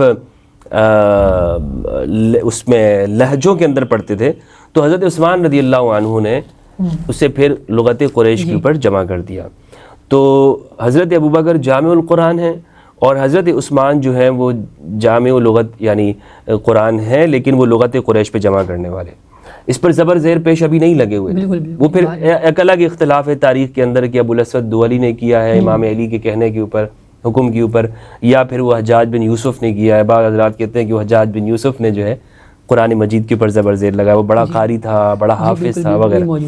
تو آپ یہ بتائیے کہ آپ کا کیا عقیدہ ہے قرآن مجید کے بارے میں، کہ اس میں یہ رسول اللہ کے زمانے میں ہی جمع ہو گیا تھا یا اسے بعد میں حضرت ابوبکر یا حضرت عثمان نے جمع کیا؟ دیکھیں ہمارا جو یعنی کہ یہ موضوع ہے نا، یہ باقاعدہ قاضی نعمان، سیدنا قاضی نعمان قدس سرہ نے مکمل بحث کی ہے اس پر، شرح اکبر فی فضائل ائمہ الاطہار علیہ السلام، شرح اخبار فی ائمہ الاطہار علیہ السلام، یہ کتاب ہے اخبار، خبر کی جمع، یعنی کہ جو خبریں ہمیں امام اطہار سے پہنچی ہیں مناقب فضائل کے حوالے سے، یہ پوری کتاب ہے، ان کی تالیف ہے، 2 جلدوں پر ہے، شرح الاخبار فی فضائل ائمہ الاطہار علیہ السلام، ماشاءاللہ 2 جلدوں پر، اس میں انہوں نے مکمل بحث کی ڈیٹیل میں ہر ایک موضوعات پر، اچھا، اور یہ بیان کیا کہ یہ قرآن ابھی جو ہمارے پاس موجود ہے یہ باقاعدہ جناب ابو بکر نے نبی کی وصال کے بعد جمع کی ہے۔ اچھا، تو آپ اس تشریح کو زید بن حارث، یعنی مطلب مجھے وہ ابھی نام یاد نہیں، اس صحابی کا زید بن حارث ہے یا وہ آپ زید بن ثابت، جی، تو انہوں نے جو ہے بیسیکلی نبی نے حضرت ابو بکر نے جو ہے وہ بعد میں جب یہ بات پہنچی کہ بھئی حافظ جو ہے قرآن کے حافظین جو ہے وہ شہید ہو رہے ہیں، تو یہ قرآن کو جمع کرنے کی، تدوین کرنے کی ضرورت پیش آئے گی، اچھا، یہ ان کا ایک ڈیسیجن تھا، اور تسنن اس پر یہ کہتے ہیں کہ یہ اللہ کی طرف سے جو ہے وہ ان کو تائید و نصرت حاصل تھی، یعنی اس سے بھی وہ ایک یہ تشبیہ، یعنی اہل سنت کا یہ ہے کہ اہل سنت بھی یہی کہتے ہیں کہ یہ حضرت ابوبکر رضی اللہ تعالیٰ عنہ نے اس پر غور و فکر کیا باقاعدہ طور پر، کہ یہ سوچ بچار کے لیے، اور یہ سوچا کہ میں وہ کام کیسے کر لوں کہ جو رسول اللہ نے نہیں کیا، اور پھر انہوں نے کہا کہ اللہ نے میرا سینہ کھول دیا ہے، اور پھر ایک ٹیم بنائی اور اس ٹیم نے یہ کام کیا، تو آپ بھی اسی تشریح کو مانتے ہیں؟ جی بالکل بالکل، یہ اصحاب نے جمع کی ہے، اچھا، اور اسی وجہ سے ہمارے ائمہ نے بھی کہا ہے کہ یہ جو قرآن ہے نا اس میں کہیں غلطی نہیں ہے، کیونکہ یہ اصحاب کے ذریعے منتقل ہوا سینہ بسینہ، آیات، نصوص، اور اس میں اصحاب نے قرآن کے نصوص کو پہنچانے میں کہیں کوتاہی نہیں کی۔ ہاں یہ ہو سکتا ہے کہ بھئی کوئی روایت کسی شخص نے سنی، اب اس میں وہ خود مبہم ہے، ابہام ہے، اس کو اس روایت کی یعنی کہ کریڈیبلٹی کے حوالے سے، یا اس کو ابہام ہے، اس میں راوی جو ہے وہ ثقہ نہیں ہے، ضعیف ہے، کیا رجال پورے جو مرتب ہوئے. قرآن میں ایسا کچھ بھی نہیں ہے. قرآن ایک نص ہے جو اصحاب نے پہنچا دی اس پہ ہے، لیکن اس کی جو تشریح ہے میں نے آپ کو بتایا وہ ائمہ کر سکتے ہیں، لیکن اس کی تنظیم قرآن تو تواتر کے ساتھ ہم تک پہنچا ہے نا. بالکل بالکل، اس پہ اجماع کنسنسس ہے پورے مسلمان. کسی زمانے میں بھی اس میں کوئی کمی یا نہیں، کچھ بھی کوئی حذف نہیں ہوا. اچھا. تو یعنی نماز کے حوالے سے آپ بتائیے گا، نماز کیسے پڑھتے ہیں؟ اور دیکھیے نماز کے حوالے جیسے دیگر میں حضرات میں صبح کی جو ہے 2 رکعت فرض ہیں، ظہر کی 4 ہیں، عصر کی 4 ہیں، مغرب کی 3 ہیں اور عشاء کی 4 ہیں. اس ترتیب کے ساتھ اتنی رکعتوں کو فرض کے طور پر آپ لوگ پڑھتے ہیں یا نہیں پڑھتے؟ باقاعدہ پڑھتے ہیں. یعنی کہ دن میں ہمارے یہاں پر تو یوں ہے کہ ایک دن کی بھی اگر آپ نے صلاۃ چھوڑ دی نا، ایک دن کی صلاۃ یعنی صلاۃ کہہ رہا ہوں میں، اچھا، ایک دن کی جو عربی لفظ ہے، جو عربی لفظ ہے، ایک دن کی بغیر میں صلاۃ اسی میں ہی آپ نے تشریح کرنی ہے پھر کر دی ہے میں نے. اچھا. آپ سمجھ بھی گئے. تو میں یہ کہوں کہ اگر آپ نے ایک دن کی بھی صلاۃ چھوڑ دی ہے، اگر ایک دن کی بھی، تو گویا کہ آپ نے ایسا گناہ کیا ہے، مرتکب ہو گئے ہو کہ جو شخص انٹینسٹی ہے نوعیت گناہ کی، کہ جو شخص کسی عورت کے ساتھ زنا کرتا ہے نا، اس کا کتنا بڑا گناہ ہوتا ہے، نوعیت ہوتی ہے، اس گناہ کرنے کے مترادف ہے یہ عمل. اچھا. جان بوجھ کر چھوڑنا. حتیٰ یہ بھی امام سلطان محمد شاہ علیہ السلام نے فرمایا ہے ہماری کتابوں میں کہ کہیں پر بھی ہو، ریل گاڑی میں ہو، یعنی کہ وہ پہلے کے مطابق وہ جملے ہیں اس میں، آج ہم بولیں گے کہ گاڑی میں ہو یا بائک پر ہو، لیکن اس میں یوں ہے کہ تم کہیں پر بھی ہو، اپنی جو صلاۃ ہے نا اس کی ادائیگی لازمی کر دو، صلاۃ نہیں چھوڑنا کبھی بھی. یہ اماموں کے فرامین میں باقاعدہ ہے. اب آپ کہیں چلے جائیں امریکہ میں، وہاں وہ شخص پریئر بولے گا، پریئر کا معنی بھی صلاۃ ہی ہے. آپ کسی ایسی جگہ چلے جاؤ جو اردو سے وابستہ ہے، وہ اس کو دعا بولیں گے، لیکن در حقیقت یہ ہمارے یہاں پر صلاۃ ہی مفہوم ہے اس کا. صلاۃ، اقیموا الصلاۃ وآتوا الزکاۃ وارکعوا مع الراکعین، یعنی کہ صلاۃ ادا کرو، صحیح ہے، واقیموا الصلاۃ وآتوا الزکاۃ، اور زکوٰۃ کے بارے میں، وارکعوا مع الراکعین، اور رکوع کرنے والوں کے ساتھ رکوع کرو. تو یہ جو رکوع کی جو تشریح نا ہمارے یہاں پر صلاۃ سے علیحدہ ہے. یعنی کہ دیکھیں نا، پہلے صلاۃ آیا، واقیموا الصلاۃ وآتوا الزکاۃ، اس میں 3 کمانڈمنٹس ہیں نا، پہلے صلاۃ ہے، پھر زکوٰۃ ہے، پھر رکوع کا کنسیپٹ ہے. تو یہ صلاۃ سے علیحدہ ہے، سپریٹ گفتگو ہے قرآن میں. حالانکہ صلاۃ کا حلیے میں رکوع بھی آ جاتا ہے. آپ صلاۃ پڑھیں گے اگر تو اس میں رکوع بھی ہوگا، قیام بھی ہوگا، تکبیر، ساری چیزیں اس میں شامل ہوگی نا، جو اس کا یعنی کہ ساری کی ساری چیزیں ہیں. تو ہمارے یہاں پر بھی یوں ہی ہے کہ پہلے ہم صلاۃ پڑھتے ہیں، اس میں جتنی بھی یعنی کہ چیزیں ہیں، تعویلات ہیں، جو ہمارے وجیہ دین میں سیدنا پیر ناصر خسرو قدس سیرہ نے کی ہے. یہ وجیہ دین ہماری ایک کتاب ہے جو ہمارے پیر نے لکھی ہے، ناصر خسرو نے. انہوں نے اس میں یہ تعویلات کی، انہی آیات کی جو میں بیان کر رہا ہوں کہ بھئی جو صلاۃ کا معنی کیا ہے، ایک عمل ہے جو امام بتاتے ہیں وقت کے حساب سے، وہ آپ کو ادا کرنا ہے. اگر آپ اس میں کوتاہی کرتے ہو جان بوجھ کر تو پھر اس کا گناہ بھی موجود ہے. اور باقاعدہ یہ ہم جو ہے وہ ہر دن 3 مرتبہ پڑھتے ہیں، ہر دن 3 مرتبہ. کتنی نمازیں ہیں دن میں؟ یعنی بتایا نا 3 مرتبہ. اچھا 3 مرتبہ. ہر دن فجر میں ہے اور پھر مغرب اور عشاء میں ہے. زہرین یعنی کہ یہ جو زہر اور عصر ہے نا، یہ ایکسکلوڈیڈ ہے، یہ نہیں ہے آپ کے. یعنی کہ فجر ہے اور مغرب اور عشاء نا، تو یہ 3 اوقات میں ہم پڑھتے ہیں باقاعدہ. مغرب عشاء ساتھ پڑھتے ہیں یا الگ الگ؟ ساتھ پڑھتے ہیں. اور نماز جمع کرنے کے حوالے سے تسنن بھی ہے. ہاں ٹھیک ہے، لیکن زور تو آپ نے نکال دی. لیکن میں آپ کو یہ تشریح کروں گا، جس طرح وہاں 5 نمازیں ہیں نا، تو 5 نمازوں کو جمع کرنے کا قانون موجود ہے 3 اوقات میں. اس کو آپ پہلے سمجھیے. 5 نمازیں ہیں، فجر کو تو نہیں کرتے، کوئی بھی نہیں کرتا فجر، لیکن 5 نمازیں ہیں اس کو 3 اوقات میں جمع کرتے ہیں. فجر میں نہیں کرتے، ظہرین اور مغربین ہیں. ایسا ہی ہے نا؟ ایسا ہی. ٹھیک ہے. تو یہاں پہ بھی یوں ہی ہے، لیکن یہاں پر 3 نمازیں ہیں اور جمع کرنے کے، لیکن ایک طریقے سے تعویل موجود ہے کہ نبی نے اپنے زمانے میں جو کنوینئنٹ جو چیز دیکھی، آپ کو 3 اوقات بتا دیے بھائی کہ فجر پڑھ لو، ظہر اثر ملا لو، مغرب عشاء ملا لو. نبی نے یہ بتایا نا اپنے دور میں. تو پھر جو امامت کی تعویل ہے، امام نے بھی یہ کہا کہ بھائی ظہر فجر پڑھ لو اور مغرب اور عشاء ملا لو. یہ تعویل ہے ہمارے یہاں پر باقاعدہ. لیکن یہ ہے کہ دین پر عمل ہوتا ہے.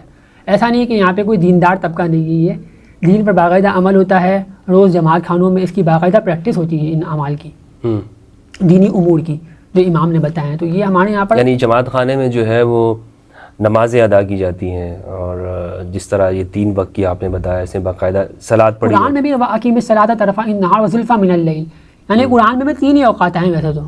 اگر ہم دیکھیں قرآن میں بھی کوئی 5 اوقات نہیں ہیں. اقیم الصلاۃ طرفا النہار وزلفا من اللیل، یعنی کہ دن کے نا مطلب 2 کونوں میں اور ایک رات کے وقت میں. تو یعنی کہ آخر کا جو وقت ہے رات کا. اس کا طریقہ کہاں پہ لکھا؟ کسی جگہ پہ لکھا ہوا ہے کہ آپ نے اس طریقے پہ پڑھنا؟ یہ ہمارے فرامین میں لکھا ہوا ہے. یہ دین ہے نا اصل میں. جو دین ہوتا ہے وہ فرامین سے منتقل ہوتا ہے ہمارے تو جو امام علی کے زمانے میں جو نمازیں پڑھی جاتی وہ بھی اسی طرح پڑھی جاتی تھیں جیسے ابھی آپ پڑھتے ہیں 3 وقت میں؟ نہیں یہ بتا رہا ہوں نا میں آپ کو، یعنی کہ اس کا جو طریقہ کار ہے وہ مختلف ہے، لیکن اس کی تعویلات ہیں. یعنی کہ جو رکوع ہے، رکوع کا معنی ہے کہ یعنی کہ بو ڈاؤن، جھکنا، تو وہ بھی ہوتا ہے، رکوع ہوتا ہے باقاعدہ. پھر جو ہے وہ ہاتھ کھلے رکھے جاتے ہیں، ہاتھ کھلے رکھ کر جو ہے وہ باقاعدہ جو ہے وہ 6 جو ہمارے حصے ہیں، یعنی کہ سورہ فاتحہ سے اسٹارٹ ہوتا ہے الحمد جو ہے، اور پھر آخر میں جو اختتام ہوتا ہے اس میں ہر آئمہ کے نام لیے جاتے ہیں. تو نبی کے زمانے میں تو اس طرح آئمہ کے نام نہیں لیے جاتے تھے، نبی کے زمانے میں وہ آئمہ تھے ہی نہیں، کیسے لیے جائیں گے؟ تو 50 آئمہ کے باقاعدہ نام لے کر ایک امام کا، اور پھر آخر میں درود بھیجی جاتی ہے. تو یہ الگ سے ایک یعنی کہ دعا ہے جو امام نے ہمیں عطا کی ہے، اور یہ ہم پڑھتے ہیں 3 اوقات میں باقاعدہ. لیکن اس کی تعویل موجود ہے، میں نے جو قرآن سے بتایا نا، قرآن میں کہیں پہ بھی طریقہ موجود نہیں ہے آپ کے پاس. قرآن میں یہی ہے کہ وَأَقِیمُوا الصَّلَاةَ وَآتُوا الزَّکَاةَ وَارْکَعُوا مَعَ الرَّاکِعِینَ، ٹھیک ہے، رکوع کرنے والا. اب جو رکوع کرنا ہے وہ امام پھر اس میں تو یہ بھی نہیں ہے کہ جو آپ نے مزید طریقہ بتایا کہ یہ اس میں آپ ہاں پھر وہی تو امام یہ بھی نہیں، یہ تو اہل بیت کی ضرورت ہے. اس میں تو صلاۃ بمانے دعا، بس جا کے دعا کر لیں. یہ اقیم الصلاۃ لذکری، آپ کچھ ذکر کر ہاں لیں، ذکر کر لیں تو ذکری یہ بھی صلاۃ ہو جائے گی. نہیں، لیکن وہ امام بتائیں گے نا. دیکھیں اس کو جو متعین کریں گے، اس کی حلیے کو، اس کی شکل کو، وہ امام رسول اللہ صلی اللہ علیہ وسلم نے اپنے دور میں ان قرآن کی آیات سے ہی آپ کو حکم بتایا. تعویل کا مطلب کیا ہوتا ہے؟ تعویل کا مطلب تشریح کے سینس میں ہوتا ہے نا، تشریح کے سینس میں. تو انہی آیات کی جو تعویل ہے وہ امام، اسی وجہ سے امام کا آج ایک حق ہے نا، ورنہ امامت کی ضرورت اچھا، امام کو یہ حق ملتا ہے کہ وہ کسی چیز کو منسوخ کر دے؟ منسوخ نہیں کر سکتے، قرآن کی آیات کو نہیں منسوخ کر سکتے. کہ اب جو قرآن کی آیت تنزیل کو نہیں کر سکتے منسوخ، تعویل کر سکتے ہیں قرآن کی. ابھی جیسے میں نے کہا کسی شرعی حکم کو کسی، دیکھیں سنت الگ ہے، سنت الگ ہے. اچھا، سنت جس طرح نبی کی سنت تھی نا، سنت لازمی نہیں ہوتی ہے. جو شریعت جو ہوتی ہے نا، جو اللہ تعالیٰ نے جو دین قرآن میں بتایا ہے، جس پہ نبی نے جو ہے وہ واجبات بتائی ہیں، وہ واجبات ہوتی ہے نا. سنت تو آپ ترک بھی کر سکتے ہو، لیکن اس پر آپ کو کوئی مطلب گناہ نہیں ملے گا. لیکن جب تک سے قرآن کی آیات کی جب بات آتی ہے نا، اس کے آپ انکار ایک آیت کا بھی کر دو، آپ کافر ہو. اگر آپ قرآن کی کسی ایک آیت کا بھی انکار کر دو کہ بھائی میں اس آیت کو نہیں، اگر آپ تشریح کرو گے قرآن کی کسی آیت کا، تعویل کرو گے نا، تو پھر آپ کو بینیفٹ آف ڈاؤٹ دیا جائے گا کہ بھائی یہ بندہ تعویل کر رہا ہے، اور تعویل جو ہے وہ اپنی کتابوں سے کر رہا ہے. احادیث سے، سلسلہ احادیث پورا موجود ہے ہمارے پاس باقاعدہ ہر اماموں سے، ٹھیک ہے. یعنی کہ اگر میں آج ہی پیش کرتا ہوں تو 50 سال کے بعد ہمارے پاس یہ کتاب کی پوری ایک سند ہوگی نا ایک طرف سے. یعنی اگر آپ دیکھیں کہ یہ کتاب آج ہے ہمارے پاس، جیسے امام سلطان محمد شاہ نے لکھی ہے، اب 50 سال آپ آگے کر دیں تو یہ اس کتاب کو پھر بھی یہ جو ہمارے گزرے ہوں گے نا طریقہ بورڈ کے جتنے بھی ممبران، ان سے ایک سند حاصل تو ہوگی نا باقاعدہ کہ 50 سال پہلے یہ کتاب لکھی گئی تھی، اس میں یہ دینی امور بتائے گئے تھے. صابر بھائی بہت شکریہ آپ کا. بس آخری سوال ہے میرا. میں نے ابھی جیسے عراق میں گیا تو وہاں میں نے دیکھا کہ آپ ہی کے اسماعیلیوں میں سے جو بحرہ کمیونٹی ہے وہاں پر وہ لوگ زیارات کے لیے وہاں پر آئے. نجف میں دیکھا ان کو میں نے، کوفہ میں دیکھا زیارات پہ. تو میرے خیال میں کاظمین میں نہیں دیکھا میں نے ان کو، لیکن دیگر جگہوں پر کربلا میں بھی. تو جو آپ لوگ ہیں آپ کیوں نہیں جاتے؟ مثلا ناغہ خانی ہے یا اسماعیلی ہے، یہ کیوں نہیں زیارات وغیرہ پہ جاتے؟ دیکھیں زیارات جو ہے بیسیکلی اس پہ جانے کی کوئی ممانعت نہیں ہے. اچھا، ایک شخص جانا چاہے جا سکتا ہے، لیکن اگر کوئی عذر ہو، یعنی کہ اب آپ کہہ لیں کہ بھائی آپ کو کوئی مسئلہ ہے، مثال ہے ابھی جو ہمارے حالیہ امام نے فرامین کیے ہیں وہ یہی کیے ہیں کہ جماعت خانے میں ہم کیوں کسی کو آنے کی اجازت نہیں دیتے. مثال ہے، ہاں یہ بھی ہے، جیسے مثال ہے نا، یہ امام نے فرمان کیا ہے، اجازت نہیں ہے. امام نے کیا فرمایا اس پر؟ جو ابھی حالیہ دیدار ہوئے ہیں امریکہ وغیرہ، بلکہ یہ پرتگال میں بھی ہوئے، یہ فرامین کیا چیز ہوا ہے؟ جو امام علیہ السلام کی تشریف آوری ہو رہی ہے نا، اس کو ہم دیدار بولتے ہیں. یعنی امام علیہ السلام جب آتے ہیں، اپنی تشریف آوری کرتے ہیں، آپ سے ملتے ہیں، پھر جو جماعتی وزٹس کرتے ہیں نا، جو جماعت سے باقاعدہ ملتے ہیں، اس کو ہم دیدار بولتے ہیں. اچھا، دیدار. اچھا، اب یہ جو امام کے ہوئے، اس میں امام نے کچھ فرامین کیے، بتایا کہ بھائی جماعت خانوں میں ہم جو ہے وہ دوسرے غیر اسماعیلی فرد کو آنے کیوں نہیں دیتے. تو اس کا بتایا کہ ایک تو یہ کہ اس نے امام کی بیعت نہیں کی ہوئی ہے، وہ شخص بیعت امام میں داخل نہیں ہے. دوسرا مسئلہ یہ ہے کہ ہمیں سیکورٹی مسائل ہوتے ہیں. یہ امام کا فرمان باقاعدہ موجود ہے ہمارے پاس، اور پہلے کے ائمہ کے بھی موجود تھے، اور قرآن میں اس کی باقاعدہ تعویلات موجود ہے جو ہم کبھی کسی وقت پڑھ بھی سکتے ہیں. لیکن اس میں کیا چیز موجود ہے باقاعدہ کہ اگر بھائی دیکھیں، لیکن آپ لوگوں کی ویڈیوز تو جماعت خانے کی باہر آتی ہیں سوشل میڈیا پہ. ہاں، لیکن میں یہاں پر پہلے ایک چیز کلیئر کر رہا ہوں کہ جیسے امام نے فرمایا، امام صادق علیہ السلام نے اور دوسرے ائمہ نے، نبی علیہ السلام نے علی کے بارے میں فرمایا تھا کہ یا علی انت مثل الکعبہ، علی تو میری امت میں کعبے کی مثال ہے. النظر الیہ عبادۃ والحج الیہ فریضۃ، اس کی طرف نظر کرنا عبادت ہے، اس کا حج اور قصد کرنا فریضہ ہے۔ یہ باقاعدہ المصدق الحاکم السیین میں بھی امام حاکم جو اہل سنت کے المصدق الحاکم السیین، یہ کوئی حدیث کی کتاب ہے، تو امام بخاری کے بھی استاد ہے، بلکہ میرے خیال سے آپ کو زیادہ معلوم ہوگا۔ بخاری کے استاد نہیں ہے، المصدق الحاکم یہ 4 صدی میں ہے بخاری مجھے، لیکن جتنا معلومات ہے انہوں نے ایک کتاب لکھی ہے المصدق، جس میں انہوں نے عاجز کے بارے میں کچھ لکھا ہے، عاجز سے جمع کی، تدوین کی، اس میں انہوں نے یہ حدیث لکھی۔ لیکن یہ ہمارے ہاں کوئی اتنی قوی روایت نہیں ہے، اتنی لیکن بس ہمارے یہاں پر چونکہ حدیث ہیں اسی ضمن، تو ہم یہ کہہ رہے ہیں کہ بھائی امام فرمانے کہ اگر عذر ہو، کوئی مسائل ہو آپ کے پاس آنے میں، کہیں جانے میں، کچھ سیکیورٹی پوائنٹ آف ویو سے، کیونکہ دیکھیں ابھی ہمارے یعنی آپ لوگ یہ کہتے ہیں کہ کربلا کو دیکھنا، وہاں جانا، یا جو موجودہ امام ہیں ان کو دیکھنا برابر ہے؟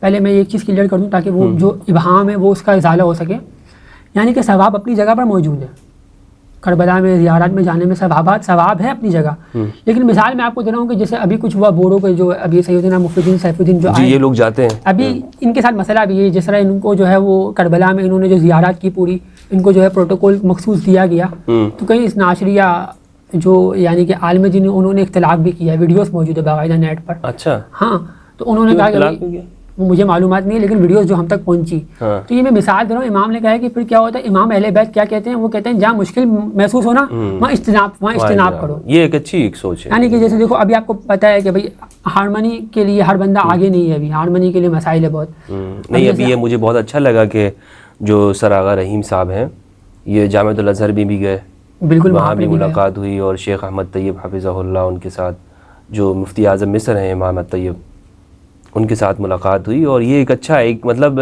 اس سے انکار نہیں ہے کہ جتنی پیسفل انداز میں جو یہ سر آغا رحیم صاحب کام کر رہے ہیں، یا ان کے جو ایک ایکٹیویٹیز ہیں، یہ بہت یعنی اس حوالے سے بہترین ہے۔ لیکن بہرحال نقطہ نظر تو ہے، مثلا آپ نے اپنا ایک عقیدہ بیان کیا، آپ کے عقائد اپنے ہیں، ضروری نہیں کہ میں اس سے متفق ہوں، اختلاف ہمارا ہے بہت سی چیزوں میں، یا آپ کا اثنا عشریہ سے ہو سکتا ہے، ان کا آپ کے ساتھ ہو سکتا ہے اختلاف۔ تو بنیادی طور پر نہ جانے کی وجہ یہی ہے کہ جیسے میں آپ لوگ یہ سمجھتے ہیں کہ چونکہ آپ کے پاس امام ہیں تو آپ ان کا دیدار کریں، ان کی زیارت کریں۔ بالکل بالکل، کیونکہ زیارت کا مقصد بھی یہی ہے کہ انہیں اماموں سے ہی تو ہمیں زیارت لینی ہے۔ امام حسین علیہ السلام کے لیے ہم جب جائیں گے زیارت حسین علیہ السلام کے لیے، یا امام علی کے پاس نجف جائیں گے امام علی سے ملاقات کے لیے، تو ہمارا اصل ہدف امام سے ہی ملاقات کرنا ہے نا۔ سامرا جائیں گے یا امام حسن عسکری کے جتنے بھی مطلب یہ مزار ہیں یا جتنے بھی یہ چیزیں ہیں، یہاں جانے کے لیے ہمارا اصل ہدف کیا ہے، ان ائمہ سے جو ہے وہ ملاقات ہو جائے اور ان کی جو ہے وہ قربت حاصل ہو جائے، نزدیکی حاصل ہو جائے۔ تو وہ نزدیکی اگر ایک امام خود آگے آپ کو عطا کر دے، چل کے آپ کے پاس آ جائے۔ اچھا، امام مہدی کے بارے میں آپ کا کیا نظریہ ہے کہ مطلب وہ آنے والے جو امام ہیں جو آخر زمانے میں آئیں گے، اہل سنت میں سنی اور دوسرے مانتے ہیں، شیعہ میں بھی، تو آپ لوگ مانتے ہیں اس میں امام مہدی کے بلیف پر؟ امام مہدی علیہ السلام ہمارے فاطمی خلافت کے جو پہلے خلیفہ تھے انہیں ہم امام مہدی مانتے ہیں۔ اچھا، باقاعدہ ہمارے پاس بلکہ اس میں بھی موجود ہے، پہلے جو تھے، پہلے جو خلیفہ تھے، اس کتاب میں موجود ہے نور مبین حبل اللہ المتین میں، اور باقاعدہ ہمارے پاس جو ہے سیدنا ناصر سیدنا قاضی نعمان قدس سرہ، انہوں نے باقاعدہ اسی کتاب میں شرائع اخبار فی فضائل ائمہ اللہ تعالیٰ علیہ السلام کی دوسری جلد میں، بلکہ تیسری جلد میں لکھا ہے اس کے بارے میں کہ امام مہدی کے بارے میں جو ہے وہ ہمارا یہ عقیدہ ہے کہ محمد بن عبید اللہ المہدی، محمد بن عبید اللہ المہدی۔ اچھا، ان کا کیا؟ اچھا، یہ انہوں نے یعنی محمد بن عبید اللہ امام جو رسول اللہ صلی اللہ علیہ وسلم کے نام پر، ان کے والد کے نام پر ان کی کنیہ بنائی گئی، اور المہدی لقب ہے۔ المہدی تو بیسکلی لقب ہے، نام نہیں ہے، جس طرح آغا خان لقب ہے اس طرح المہدی بھی لقب ہے۔ صحیح ہے۔ اچھا، محمد بن اسماعیل جی، جو جناب اسماعیل کے بیٹے تھے محمد، جی جی، ان کے بعد سے لے کر محمد بن عبید اللہ المہدی، ان تک امام ہیں یا نہیں ہے امام؟ یہ دیکھیں یہاں پر ایک اشتباہ ہے، یہ کتنے سال بنتا ہے؟ میرے خیال 1 صدی تو بنتی ہے، یہ زیادہ بنتی ہے یہ؟ نہیں، اس سے کم۔ جیسے دیکھیں 3 ائمہ ہیں نا، یہ وفی احمد، امام محمد بن اسماعیل کے بعد سے ہم کاؤنٹ کریں گے نا۔ امام محمد بن اسماعیل علیہ السلام کا زمانہ تو موجود ہے، بلکہ اس کے دستاویزات بھی اثنا عشریہ کتابوں میں باقاعدہ موجود ہے کہ ان کے حالات و واقعات موجود ہے، موسیٰ ابن جعفر کے ساتھ باقاعدہ ان کے تو دستاویزات بہت زیادہ ملتے ہیں محمد بن اسماعیل سے۔ تو اس کے زمانے کو تو ہم نکال دیں گے محمد بن اسماعیل علیہ السلام کے، ہم کاؤنٹ کریں گے امام وفی احمد علیہ السلام سے، کیونکہ اگر ہم محمد بن اسماعیل سے کاؤنٹ کر لیں نا تو بڑے مسائل ہیں، کیونکہ پھر ان کے اختلافات جو ہے وہ مامون کے ساتھ، ہارون رشید کے بعد مامون کے ساتھ موجود ہے، اچھا باقاعدہ ان کے رجال میں، ان کی کتابوں میں، اسماء و رجال کی جو کتابیں ہیں ہر جگہ موجود ہے باقاعدہ محمد بن اسماعیل علیہ السلام کے معاملے میں. تو یعنی کہ اس زمانے میں جو کتابیں لکھنے والے ہیں انہوں نے باقاعدہ اس ان چیز کو المکتوم بھی کہا جاتا ہے. المکتوم بھی کہا جاتا ہے. لیکن یہ بعد میں، چونکہ دیکھیں جس طریقے سے عباسی ہوتے تھے نا، یہ ان کے یہاں پر یہ چیز طے تھی کہ جو بھی امام بنے گا نا اس کو ہم قتل کر دیں گے. تو یہ چیز یہاں پہ بھی ہوئی تھی اسماعیل علیہ السلام کے کیس میں، جو آپ نے سوال کیا نا. تو ابو دوانی کی جو تھا نا، منصور ابو دوانی کی، اس کے پاس یہ چیز چلے گئی کہ امام اسماعیل امام بنانے والے ہیں، امام صادق. تو اس نے کہا کہ بھائی امام صادق علیہ السلام کی وصیت لے آؤ. ابو دوانی کی نے کہا اپنے غلام سے کہ امام صادق کی کیا کرو، وصیت لے کے آ جاؤ. تو وہ گئے لینے کے لیے. تو امام صادق علیہ السلام نے 5 اوصیاء کے نام لکھے اس میں. یہ بہت مشہور روایت ہے، ہر جگہ موجود ہے. اچھا. تو اس میں جو ہے وہ دیکھ کر پریشان ہو گیا ابو دوانی کی کہ یہ کیا ہے. تو اس میں جو ہے پہلا نام جو ہے وہ ابو دوانی کی خود کا تھا، منصور دوانی کی. تو اس نے کہا کہ یہ میرا نام پہلا ہے. دوسرا نام جو ہے وہ محمد ابن سلیمان، جو بصرہ کا گورنر تھا میرے خیال، آئی تھنک وہی تھا، محمد ابن سلیمان. تیسرا نام جو ہے وہ ان کی زوجہ کا تھا، امام صادق کی، حمیدہ حمیدہ ان کا تھا. پھر جو ہے وہ باقی جو 2 فرزندان تھے نا، وہ امام کے اپنے فرزندان تھے، عبداللہ ابن جعفر اور موسیٰ ابن جعفر. یہ 5 لوگوں کے نام امام نے براہ راست وصیت کی کہ یہ میرے امام ہیں، میرے بعد جانشین ہیں. اچھا. اب اس میں جب وہ اس کے پاس گئی وصیت تو وہ بڑا ہکا بکا ہوا. اس نے کہا کہ یہ 5 لوگوں کے نام ہیں اس میں. تو تعویل کرنے والے نے یہ تعویل کی ہے ان کی کتابوں میں بھی باقاعدہ کہ جو طاغوت ہوتا ہے، ان یتحاکموا الی طاغوت، طاغوت کی حاکمیت کے حوالے سے کہ بھائی یہ لوگ طاغوت کو حاکمیت دے دیتے ہیں، تو آپ ابو دوانی کی کو تو ایکسکلوڈ کر دیں گے، منصور دوانی کی کو. باقی آپ کس کو ایکسکلوڈ کریں گے؟ خود اس کا جو غلام ہے اس کو بھی آپ ایکسکلوڈ کر دیں گے. عورت امام ہو نہیں سکتی، شرائط امامت سے کے مطابق عورت امام نہیں ہوتی. تو آپ اس تیسری کو بھی ایکسکلوڈ کریں گے. تو 2 بچتے ہیں، عبداللہ ابن جعفر اور موسیٰ ابن جعفر. تو وہ یہ کہتے ہیں کہ عبداللہ ابن جعفر کے لیے کوئی عیب ہے تو وہ بھی امام نہیں ہو سکتا.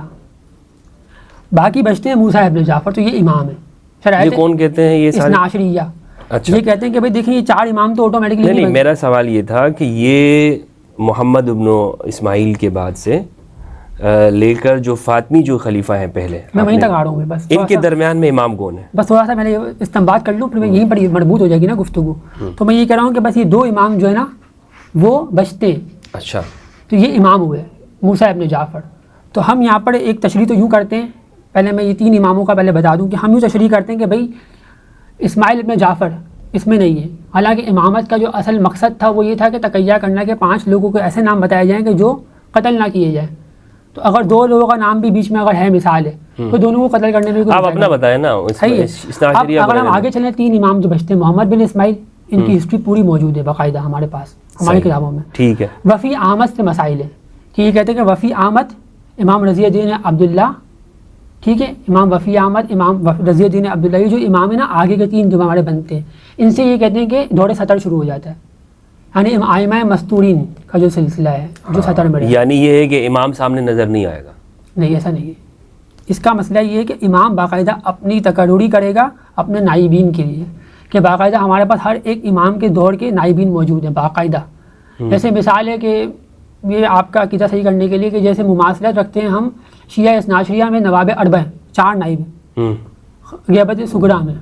ابھی جو 4 نائبین ہیں نا، ہاں، وہ غیبت صغریٰ کا مطلب یہ ہے کہ پرائیویٹ میٹنگز ہوں گی ان کی، ہر ایک کے سامنے نہیں آئیں گے. ہم یوں اس کو تشبیہ دے سکتے ہیں کہ دور 70 مماثلت رکھتا ہے غیبت صغریٰ سے، تب تو ٹھیک ہے. دور 70 یہی ہے کہ مثال کے طور پر وہ عام لوگوں کو معلوم نہیں ہوں گے، لیکن خواص کو معلوم ہوں گے کہ بھائی یہ میرے بندے ہیں، اور یہ بھی وہ لوگوں کے سامنے جا کے اس کو پیغام لے کے جائیں گے. یعنی ہر ایک بندے کی رسائی نہیں ہوگی اس تک. بالکل بالکل. نائبین ہوں گے امام کے مخصوص جو خاص ہوں گے. یہ دور 70 ہے. یہ دور 70 ہے. لیکن ہاں بالکل. اور اس کے بعد جو ہمارے امام مہدی علیہ السلام ہیں، ان کے بعد سے جو امامت کا سلسلہ ہے وہ تو بلا وقفہ، یعنی کہ ہر امام کے بارے میں وہ ایک تسلسل آیا ہے. بہت شکریہ آپ کا صابر بھائی، بہت شکریہ. اور بہت وضاحت کے ساتھ آپ نے چیزوں کو کھول کر بیان کیا ہے. اور یہ کتاب ذرا مجھے دکھائی گا کہ جو یہ آپ نے، میں یہ بھی دکھاتا چلوں. نور مبین حبل اللہ المتین. اچھا، یہ دوستو یہ کتاب انہوں نے مجھے دی ہے کہ جس میں ان کے ہاں یعنی اللہ کی مضبوط رسی. بالکل ٹھیک ہے. اور اس میں یہ بتا رہے ہیں کہ ان کی مکمل تاریخ لکھی ہے اسماعیلیت کی، اور اس میں تاریخ سے مجھے یاد آیا کہ یہ سوال میں نے پہلے بھی جو ہے نا وہ جب میں تاریخ کا آپ نے مجھے بتایا تو جیسے یہ جو اہل البیت علیہم السلام کے حوالے سے سنی شیعہ کے اختلاف یہاں پر بھی موجود ہے کہ جیسے حضرت فاطمہ رضی اللہ عنہا و علیہ السلام کے حوالے سے جو ایک موقف یہ پیش کیا جاتا ہے کہ ان کا جو ہے وہ شہادت ہوئی ہے، اور اہل سنت کا اجماع اس کے اوپر ہے کہ ان کا وصال ہوا ہے، تبھی ان کی موت ہوئی تھی، وصال ہوا تھا۔ اسماعیلیہ کا اس حوالے سے کیا نقطہ نظر ہے؟ دیکھیں یہ جو سوال آپ نے کیا نا، اس کے حوالے سے تمام تشیع کا کنسنسس ہے، سب شیعہ متفق ہیں، سب شیعہ۔ زیدیہ کے حوالے سے معلومات نہیں ہے، لیکن جتنے بھی امامیہ گروہ ہیں نا، اسماعیلیہ اور اثنا عشریہ سب یہی متفق ہے اس پر کہ ان کی سیدہ شہادت سلام ہوئی اللہ ہے۔ تعالیٰ علیہ کے اوپر مظالم کے حوالے سے یا ان کی شہادت ہوئی ہے۔ کے حوالے سے باقاعدہ، بلکہ میں حوالہ بھی دیتا چلوں چونکہ یہ ایک ایسا موضوع ہے جس کے اوپر میں نے بات کرنا بھی جو ہے وہ لازمی اگر ہو، یعنی اہل سنت ایک جانب ہیں اور شیعہ دوسری جانب ہے۔ بالکل، یعنی ہمارے جو سیدنا جعفر بن منصور الیمن قدسہ سیرہ ہے نا، انہوں نے اپنی کتاب الکشف، کشف کا معنی یعنی کہ یہ ہے کہ مفاہیم کو ظاہر کر دینا، باطن کی تعلیمات کو عیاں کر دینا، آشکار کر دینا۔ اچھا، کتاب الکشف میں ایک سطر ایک کشف ہے، تو کتاب الکشف میں انہوں نے باقاعدہ اس کے حوالے سے پورا ڈیٹیل لکھا ہے۔ اچھا، یعنی شہادت آپ مانتے ہیں، مختصر یہ ہے کہ آپ لوگ شہادت مانتے بالکل ہیں، اس کے قائل۔ تو مجالس وغیرہ کرتے ہیں آپ لوگ یہاں ہمارے یہاں پر دیکھیں جتنی بھی یعنی کہ مصائب ہے نا، حتیٰ کربلا کے حوالے سے بھی، اس کے حوالے سے رونا پیٹنے کے حوالے سے ایسا ماحول نہیں بنایا جاتا۔ اچھا، ہمارے یہاں پر یہ ہے کہ بھئی غم ہوتا ہے،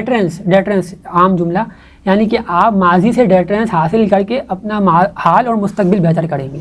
صحیح ہے، ماضی میں بیٹھنا نہیں ہے، ماضی سے آپ حاصل کر کے کچھ، جس طرح قرآن کی میں نے آپ کو تشریحات بتائی نا کہ قرآن میں جتنی بھی آیات ہے اس کا اطلاق آج ہوگا، تو ماضی میں جتنے بھی واقعات رونما ہوئے ہیں اس کو ہم اپنے حال پر اطلاق کر کے اپنی زندگی کو اچھا گزاریں گے۔ یہ ائمہ نے تعلیمات دی ہے، اور یہی تعلیمات ہونی چاہیے کہ انسان اپنے حال کو بہتر کرے اور ماضی کو دیکھے، وہ ہمارے لیے ایک آئینہ ہے کہ اس میں ہم اپنے مستقبل کا تعین کر سکتے ہیں۔ دوستو یہ تھے ہمارے ساتھ صابر بھائی، اور یہ بتا رہے تھے اسماعیلیت کے حوالے سے، اپنے بلیفز کے حوالے سے۔ اس حوالے سے کوئی سوال آپ کا ہو تو کمنٹ میں پوچھیے گا، اور اس دعا سے آپ سے اجازت چاہتا ہوں کہ پروردگار آپ سب کو اپنے زمان میں رکھے اور ملک پاکستان امن کا گہوارہ ہو، پوری دنیا کے اندر مسلمانوں میں اتحاد ہو، وحدت ہو، یگانگی ہو، اور ہم ایک دوسرے کے ساتھ بیٹھیں، گفتگو کریں، تحمل کے ساتھ سن سکیں۔ مجھے اجازت دیجیے گا، اپنا اور اپنے پیاروں کا خیال رکھیں۔ پاکستان زندہ باد۔ السلام علیکم۔